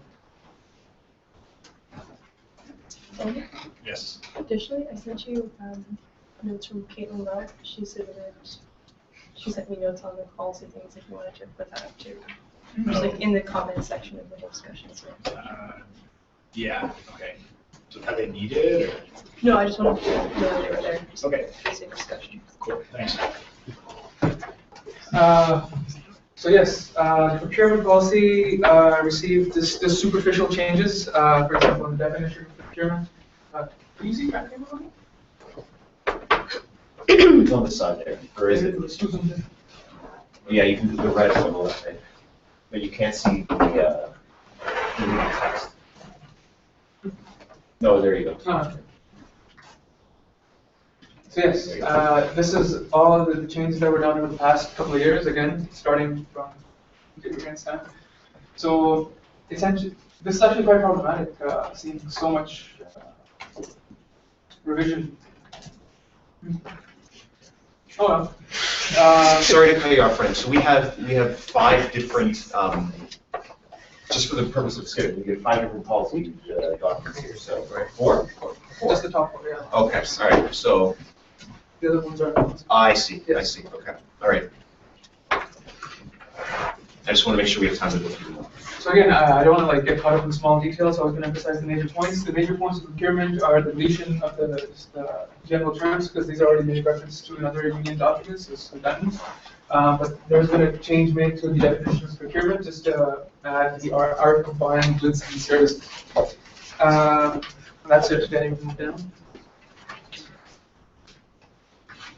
So just to be clear, sorry to cut you off. If anyone has a question, then this is an ongoing discussion. I think this is not a forum just for Rams to. Oh, absolutely. Yeah, exactly. So Yeah, you'll be soliciting questions as they arise, if they arise. Yeah. So that was pretty much the only meaningful change. We've cleaned up this policy. That's what I'm trying to say. Even though the red text doesn't really indicate that. The ones you have in your computer should be able to make more sense. So essentially, that's all the things that were made to. Yes, Ken? There was a bunch of notes at the beginning. I'm not sure if these were current about changing it from food and drink to not food and drink, but like I didn't really see them in the text. I was wondering if you could kind of explain what that was about. Oh, yeah, thanks for bringing that up. Essentially, there was a proposition to change the name. Currently, it's the Food and Beverage Procurement Policy, so the proposal was to change it to Procurement Policy. And the reason, it's a technical change, but the idea that this procurement policy may expand to include, right now, the only thing it covers is food and service beverage providers, Pepsi and whatever. So, but in the future, I can see, other people might also see the value of having a procurement policy that covers different aspects of union procurement, apart from just food and beverage. Like you procure other things all the time, such as equipment for Dalfest and whatnot. So it's a superficial change for now. We can leave it as it is. And again, there's not a decision tonight. So. Yeah, I was just wondering if change the name from food and beverage procurement policy to just procurement policy would actually mean that applies to all of our so why are we changing the name if we're still only going to apply it to food and beverages? So again, I don't know why that's showing up like that, but the change wasn't to change the name to food and beverage. It's for it to stay the same, with the idea that additional sections or subsections to this policy can be added sometime next year or something like that. I would expect that DSU would have a lot to contribute to the some additional sustainable initiatives for procurement. So yeah, it's, Sorry, I late. Just a question about the policy as it was distributed. Under the very last line of it, I'm just wondering if we determined that to be redundant or not. Yeah, that sentence is staying there. Okay, it's just like when that last line shouldn't. Yeah. So essentially, that line is staying there. So also, I'm just wondering. So we say DSU will engage students in a 2-week consultation process, whereby students will be given, et cetera. Yeah. I'm just wondering if, with what we've learned from consultation processes over the last year and 2 years, really, if there's anything more specific we can input into that, or 2 weeks is why the 2 weeks, I guess, for that consultation process, because in some ways it feels like it should be more at times. I'm just wondering why it's specified as a 2-week consultation process, if any more detail on that can be given. Good point. Anybody would like to add to that? Or build upon that? 2 weeks is just what it was in the policy from before. So if anybody has any concerns or recommendations on it, we can more than happily make changes. Can we ask the Board of Operations if the 2 weeks things has worked in the past or not? Sure. So it could be referred to the board. And the transport services people? Granted, the board did review it and didn't raise any concerns with it, but we'll send it back if councillors would like that to happen. It doesn't necessarily need to happen now. It can happen at any point in our discussion. Perhaps we could park any action items until the end of the discussion. Because I was hoping we could record them just for. Right. But I mean, yeah, whatever you want. Right. What was the issue with the time frame? Just wondering. It says 2 weeks. 2 weeks for so what? Very sorry. specific. Then why is it that way? 2 weeks for what? For a consultation for the entire procurement stuff. Oh, okay. So with that 2 weeks, you have the things ready for sending out an RFP. Right. Which seems a little weird. And there's a breakdown of what that consultation would look like. So we open meeting between the executives, council, and general membership, outside of council meetings, an online survey, and accepting written recommendations. So we always ask once. People want to be more granular, but it gives them flexibility to try out.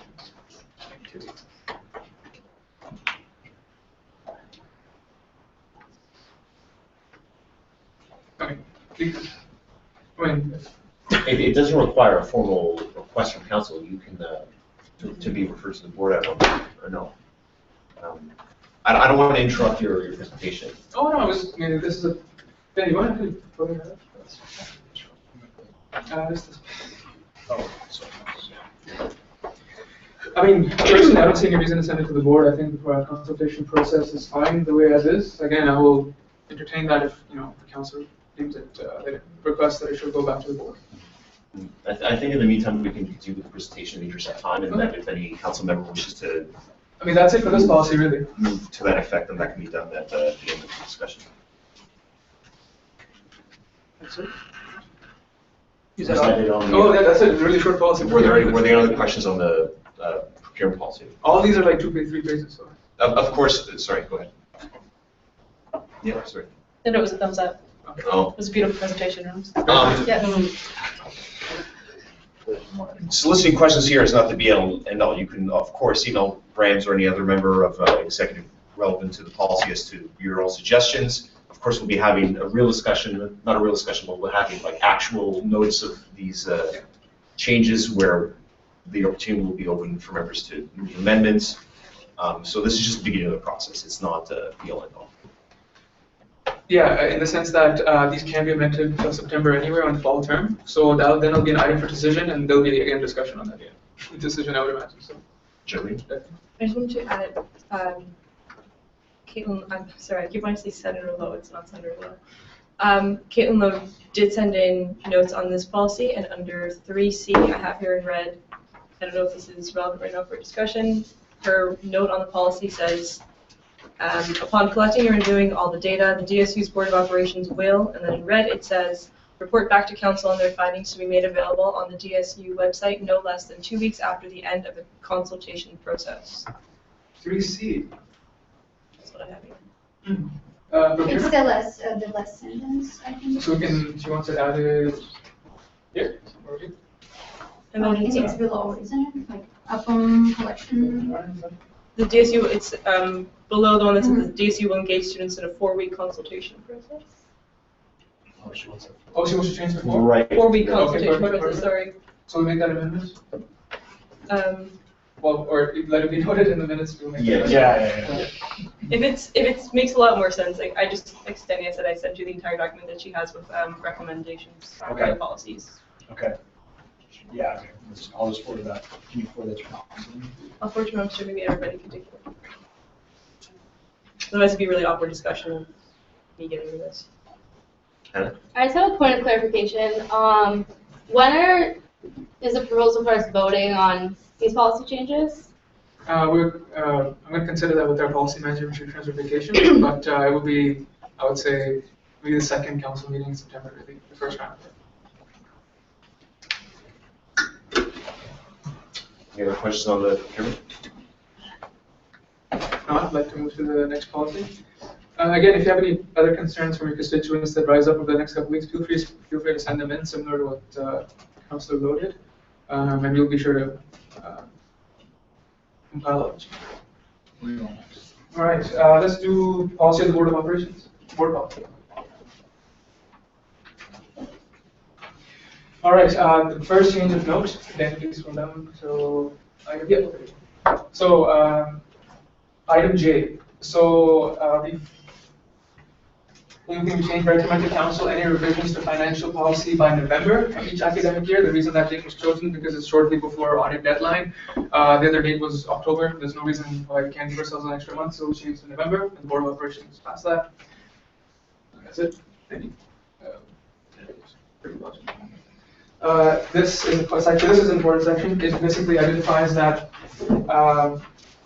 I mean, the board's mandate is broad, but it also covers that it has access to any contract signed by the DSU for the purpose of examining and making recommendations on the financial welfare of the union. Makes sense of what their business is. But also, the board shall consult the director of the Dallas Student Union Sustainability Office on making investment decisions. And the board may consult the director of the Dallas Student Union Sustainability Office when entering into an agreement and/or partnership with an external organization.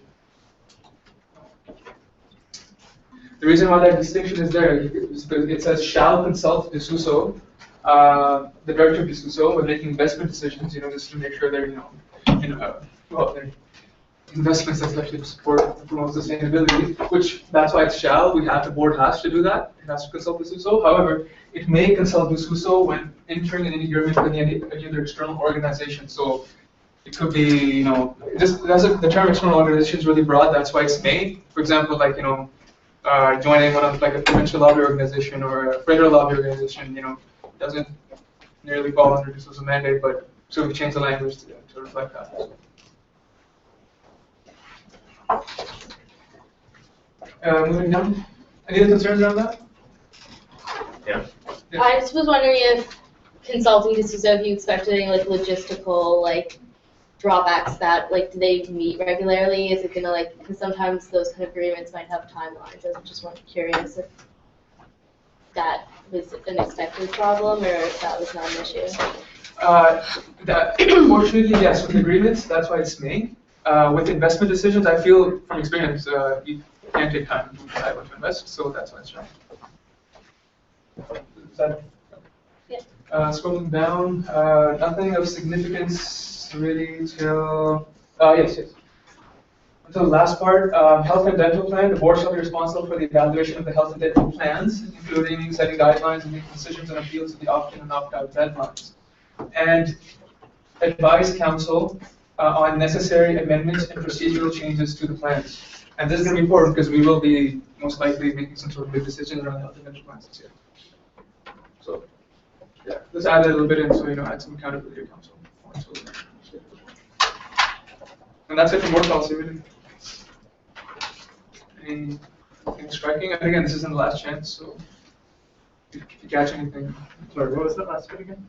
The last bit essentially covers the health and dental plans, and basically just adds the bit that the board has the capacity to advise council on any changes to the health and dental plans, which is beneficial since council should be in the loop of everything happening with the health and dental plans in my opinion. So the changes probably will be made to the plans this year, so essentially that means the board will send those amendments to council. And is that clear?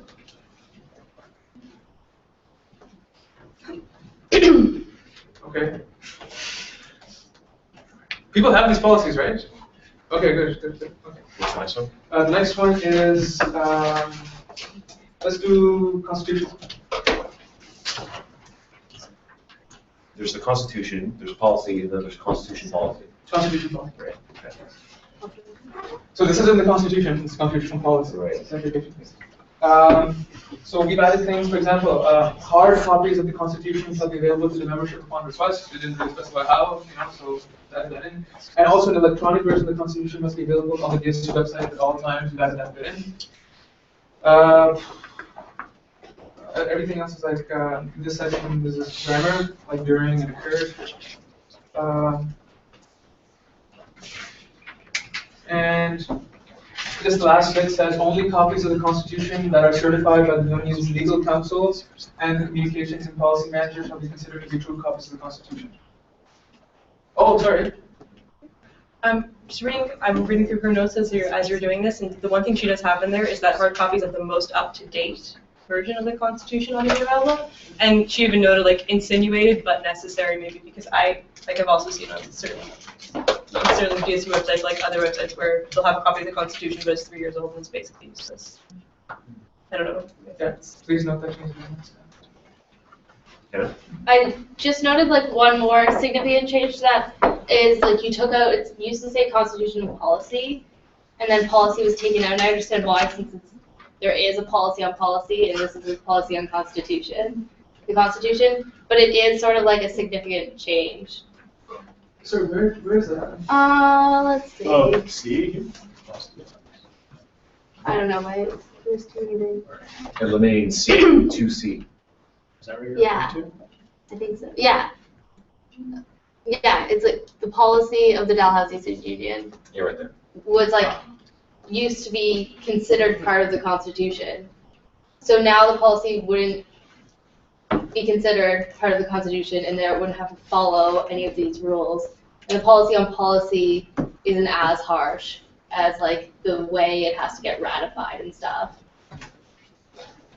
I don't know if you could say that like eliminating 2C would mean that it doesn't have to follow the Constitution, because the Constitution says that the Constitution is, the policy is subordinate to the Constitution. What I think that would do, if there's any reference in the Constitution to like other documents other than policy, then eliminating 2C would have an effect, right? Because the Constitution makes reference to policy. It says policy has to be approved by 2/3 and so on. Yeah, but the policy and policy and Constitution are different. So this document says that policy is considered part of the Constitution for the purpose of this document, and therefore has to follow what's obligated by the Constitution in terms of changes and stuff.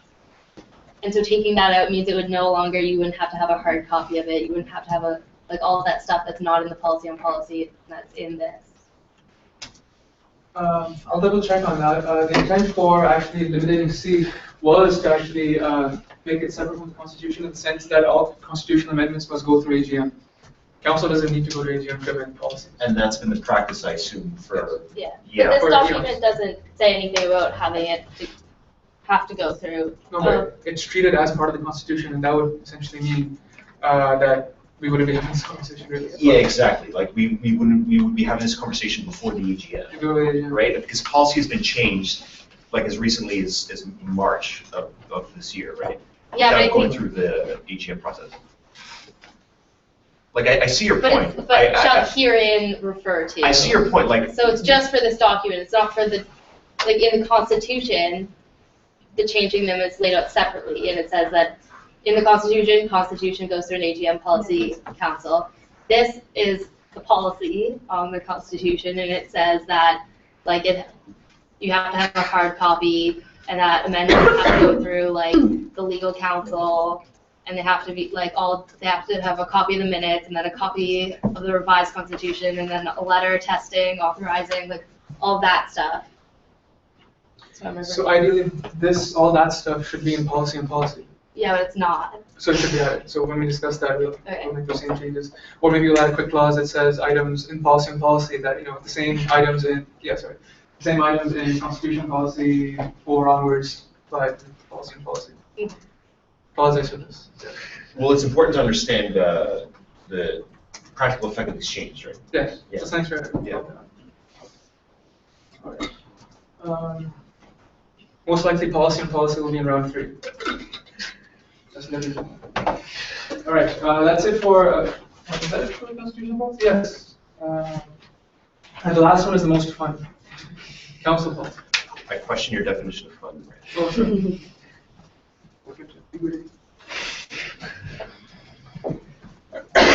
Okay. Yes, sir.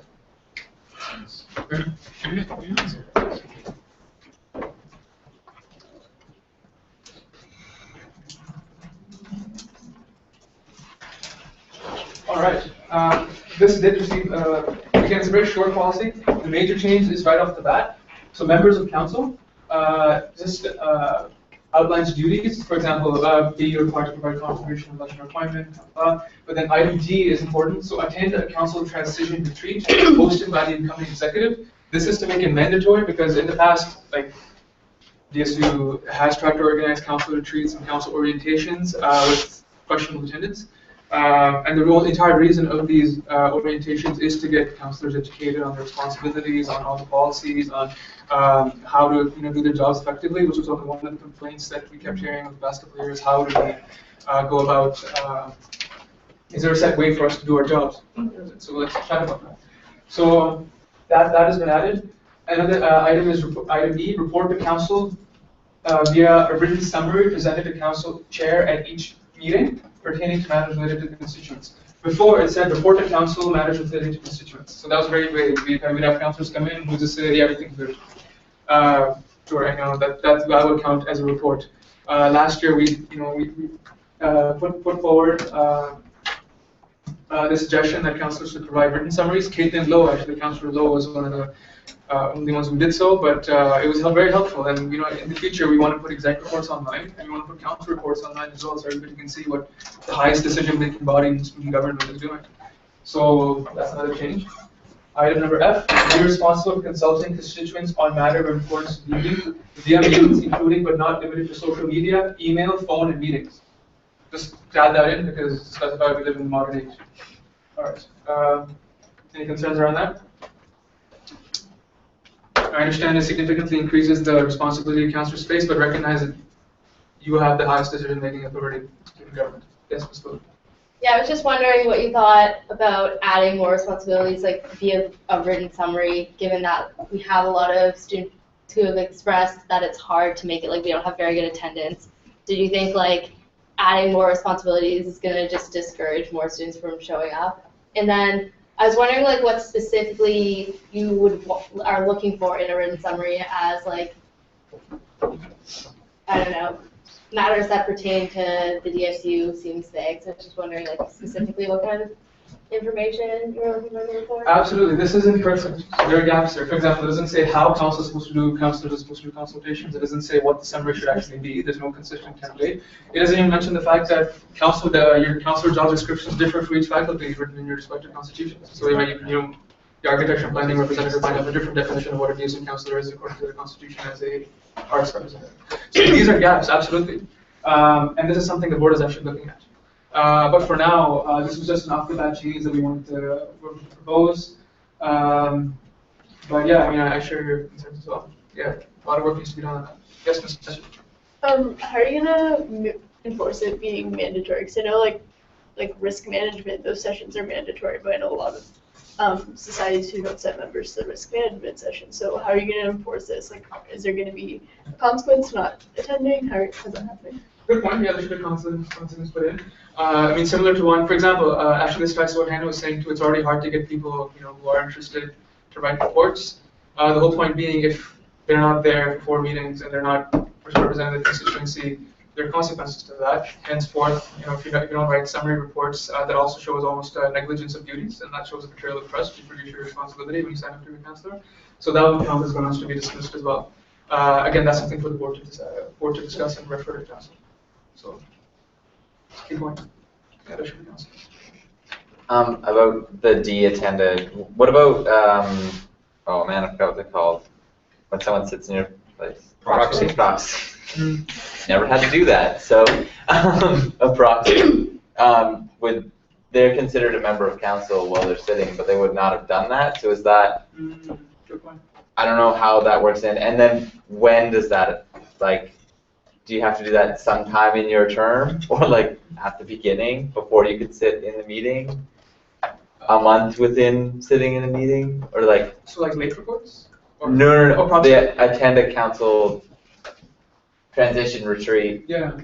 Like when? Like when do you, like what if you don't? Maybe it's or a one-on-one consultation or something signed off by 2 execs or something like that. Or like not including proxies I or don't think these apply. well they're a member of council at the time. You don't have to sit on a committee of the union to be a proxy. Yeah, the proxy form outlines Yes. certain duties and exemptions for proxies. So perhaps you've raised an issue as to the form of the proxy, right? Right, whether they should stipulate that certain things need not apply. Anyway, but that still is like, what if, like, when, like, there needs to be a time frame on that, because, like, no one can sit on council until they've done that, but you can't sit on council. It's a loophole. It's interesting. Like, Yeah. you're stuck, you can't sit on council until you've done it, but then you need to be on council. When do you run them? Everyone's on summer vacation when they get voted in May, and then they're, like, not around, so it's like, I'm trying to sorry. explain it correctly. Anyways, it needs to be looked at, about time. So in the sense, councillor misses a retreat. And if it's mandatory. It's mandatory, then they can't really be a councillor. But if Until they do miss the. one retreat, then Yeah. no one from their constituency Yeah. can be a councillor.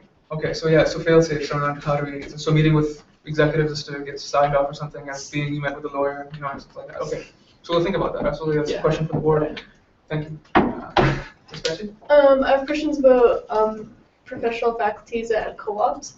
Sometimes you don't have the same counselor from semester to semester because, for example, like the dues president sometimes is not the same from semester to semester due to co-ops. So if they are not here in the fall semester and they're only a counselor for the winter semester, how are you going to make up for them not being able to attend that retreat? Oh, yeah, that's it. I just want to add that also applies to every faculty because everybody does exchanges. I'm just saying it's more common in the professional. We should add that in as well as a question from the board. Another piece is that this may tie this actually does tie heavily into council policy, and this is one of the biggest pieces in my opinion. Is I've heard a lot of concerns, especially from professional students, that around the demands of the life of the council meetings, like responsibilities, and their ability to, considering their different unique schedules and stuff, ability to commit to some of these responsibilities. This is a question for the board as well. We haven't figured out a solution, but we'll think on a specific faculty basis. For example, dentistry versus races concerns. So we're trying to figure that out. I'm sure faculty have them too, so that'll be part of the board process. So a lot of questions here. But you see, these are gaps in our governance we're finally addressing. This is not new. It's been happening for years, so let's figure this out. We just have 1 minute. Can we just move quickly past this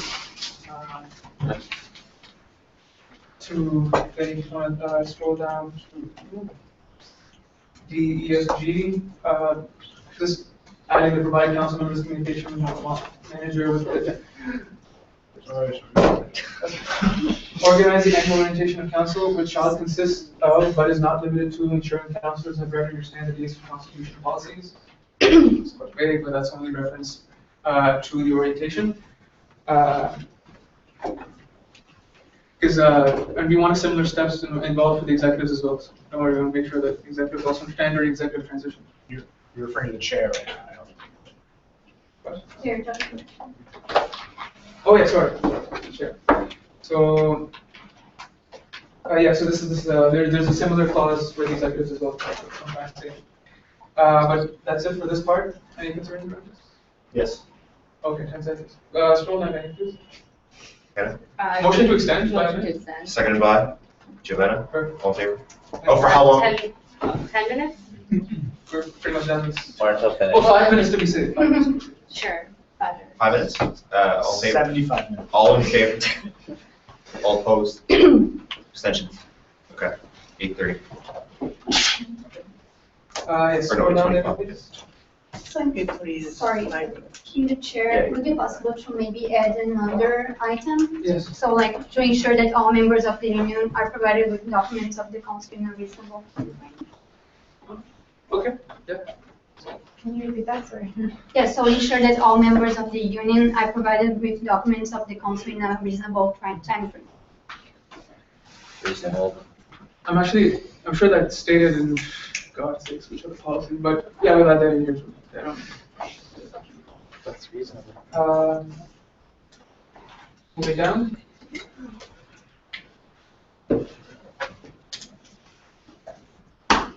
There shall be a first-year member at large who shall be in the first year of the degree. Just clarify that. Yes, Mr. I have a question. In the Board of Governors representative, on C, it says sit no less than 1, and then in brackets 2. Oh, yes. The board, yeah, sorry, that's a terrible mistake. Let's I was just get that wondering. noted as well. Yes, it's no less than 1. Okay. So we'll change that. I mean, unless people feel the need to make it 2, then. It's a conversation actually we also discussed with the board and governors administration, because you can't just do that. Yeah.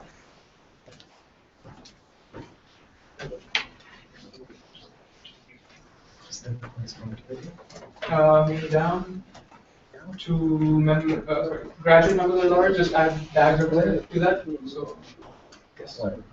I'm just a little bit confused, but I thought a member at large, kind of the purpose was that they weren't like, the member at large of the DSU isn't part of like a representative on one of our constituencies' councils. It's just any member, which is what makes them a member at large, is they're not like necessarily tied to any, they're just like a general student. So I feel like making the member at large a DAGS representative, it's essentially just making the member at large another DAGS representative. It's not really a member at large anymore. But all grad students are DAGS. They're DAGS members, but they're not DAGS representatives. You know what I mean? Like they're not like a representative on the DAG's council. I see. Yeah. I think it's just a wording thing, but do you agree that one of the member at large should be a grad student? I'm sure, I Oh, yeah, I agree that's- that the that's graduate true. member at large should be a graduate student. That's But what not I'll like do. Yeah. a representative on the DAG's council, because they have representatives from all the graduate societies. So I think it should be any graduate student, not one of those representatives, which is what I inferred from that sentence. Yeah, I think it's more than just a matter of wording, because saying that they're DAG's representative means that they can speak on behalf of that council and that executive committee, and they can speak on behalf of DAG's, but just saying that they're DAG's member doesn't make them that privileged. So I think it would affect actually a lot of really controversial discussions. Mr. Bucci, do you have anything to add? No, I agree with that point right there, that I'd be more comfortable if it's with reference to members versus, versus representative. Always got that? Correct. So, yeah, that's a very good point. Just a question, should have an idea. Isn't that a little bit antithetical to tie grad student or first year representative to a member at large position? Because the member at large position is supposed to be a member at large generally. And we already, like, the reason that you have constituency representation on the council is to represent specific bodies within the union. So it just feels weird. I'm not saying get rid of it, but it just does feel weird. Currently having member at large positions which are limited in who's eligible. Yes. So that would be a constitutional amendment. Which Yeah. Just,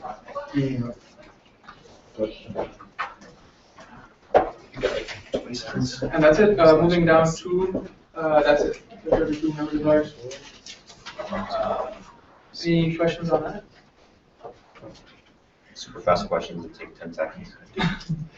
I guess so. What he's saying is that there's one first year and one DAG, so that like stop graduate. Sorry. Yes. So that confused. Right. And then there's two other members. Yep. Oh, I see that. And that Is there no motions to extend? And so thank you very much, Rance, for compiling that. Thank you, everybody. This is 3 years of work, so everybody.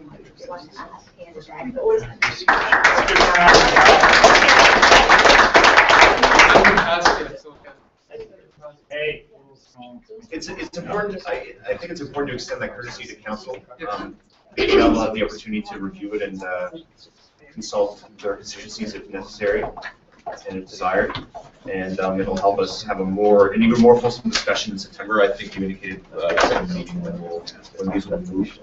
So yeah, I don't know if this was made clear. It was brought up that again, 12 members noticed that we can't really amend or rescind these policies in the summer terms. So discussions can still happen because they're fruitful. We got a lot to work on, and decisions will be slated for the fall. I mean that means policy schedule that was revised will be revised once more. So people know. Thanks, Rance. Okay, moving to notices of motion. I think it's a given that what was Appendix C, Jacqueline's motion will be noticed for next meeting, and we all have text of that, so that can be recorded in the minutes that that's on notice for next meeting. If I remember correctly, there was another one in addition to the one you're talking about. Secretary? Chair. Oh, secretary. Right, that's exactly it. That at the next meeting we'll be appointing a secretary on a permanent basis. Thank you. And then we had. Yes, this is a motion, one to notice, regarding a motion that was passed 2 years ago at council regarding the funds that were left over when the DSU decided to drop down from full member of CASA to associate member. So that opened up $22,000, which were then allocated to the following. So whereas on April, sorry, this was last year, April 10th. So whereas on April 10th, 2013, council passed the following motion. The Housing Student Union has moved to an associate membership in the Canadian Licensed Student Association. Whereas this change will result in approximately $22,000 worth of savings during the 2013-2014 budget year. Whereas this financial surplus, not the right word for sure, has not been allocated in the 2013-2014 operating budget. Be it resolved, the approximate $22,000 of unallocated funds resulting from the change be used solely for external advocacy. And be it further resolved that this budgeted amount be spent between May 1st, 2013 and April 30th, 2014. It's passed. And if it is not spent in its entirety during this time, any remaining funds must be transferred to the Housing Student Union Endowment Fund. We don't have an endowment fund, but we understand this to mean investments. So, however, like in the current context, we currently have a new motion that we'd like to notice. So this was the old motion. There's a new motion we'd like to notice. Whereas $7,100 of the $22,000 was not spent between May 1st and April 30th, 2014. So there is unallocated funds, as this motion alluded to. Whereas the original motion did not indicate a specific date for which excess funds would have to be transferred to the DSU Endowment Fund. It doesn't actually mention that. It only mentions that it's not spent between the window. It doesn't say by which date the funds will be transferred. Whereas the unused funds were not allocated in the 2014-2015 budget. Again, be it resolved, the above stated motion that was passed by Council on April 10th, 2013 be rescinded, and be it further resolved that the remaining $7,100 be used for external advocacy purposes during the 2014-2015 academic year. Okay. And be it further resolved that any unused portion of the $7,100 that remains after April 1st, 2015, the coming year, be transferred to the DSU's endowment fund on July 1st, 2013 to the date. So that essentially means is that right now we have about $7,100 that, according to an old motion, would be transferred to our investments. What we're asking is that this is a critical year for the union, especially in this transition advocacy.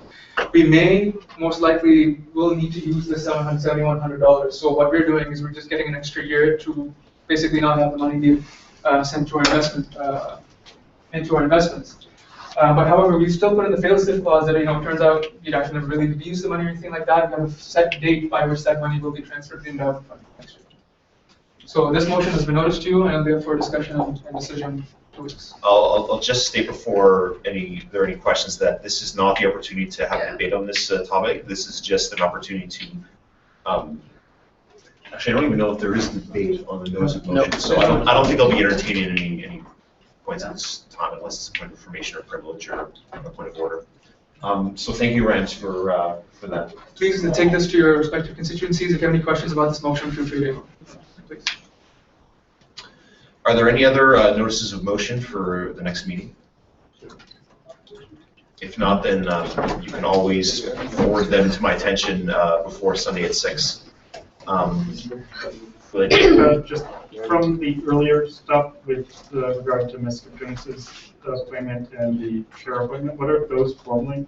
Yeah, we've got Appendix C to the council package, which is the text. No. What are those notices of motion? For amending the terms of reference of the advocacy review committee, planning committee. Thank you. I can circulate those. No.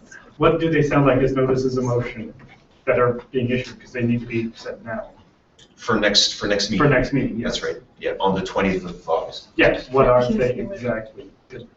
What is the we had all these things which we said need to be noticed as motion at the beginning of the meeting. I'd like to just confirm all of them. I think that's going to go through again, right? Yeah. Do we just? We have Jacqueline's motion to amend the terms of reference for the advocacy planning committee. Okay, the substantive changes, the substantive text of which was included in the council package Appendix C. I can forward that to your attention again, and then we have. Notice to appoint a permanent secretary to take effect at the first meeting in September. And then resolution up there. Are there any other notices of motion for next meeting? And like I said, if no one has any, then as long as you bring them to my attention within 72 hours, Sunday at 6. Of course, subject to the proviso that we learned earlier today that they can't. It requires 2 weeks if it has the potential to affect a significant portion of the student body. So that's why we have this portion of the council meeting reserved for notices of motion at the end of the meeting. Are there any announcements?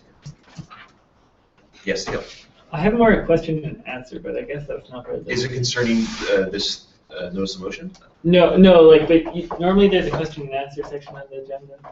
That would have taken place, I guess, at the end of the executive business. Anyways, I'm just a question to the if the executive can look into the nominating committee process as it currently stands, and like the worry of insider culture and people just hiring their friends for DSU staff positions, because that's been a concern raised. All right. So that's an announcement. So there's no debate on that. Are there any other announcements? Not related to that announcement.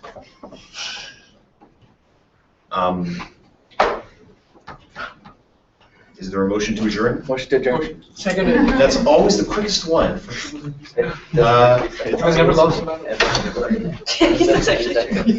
All those in favor of adjourning? Opposed?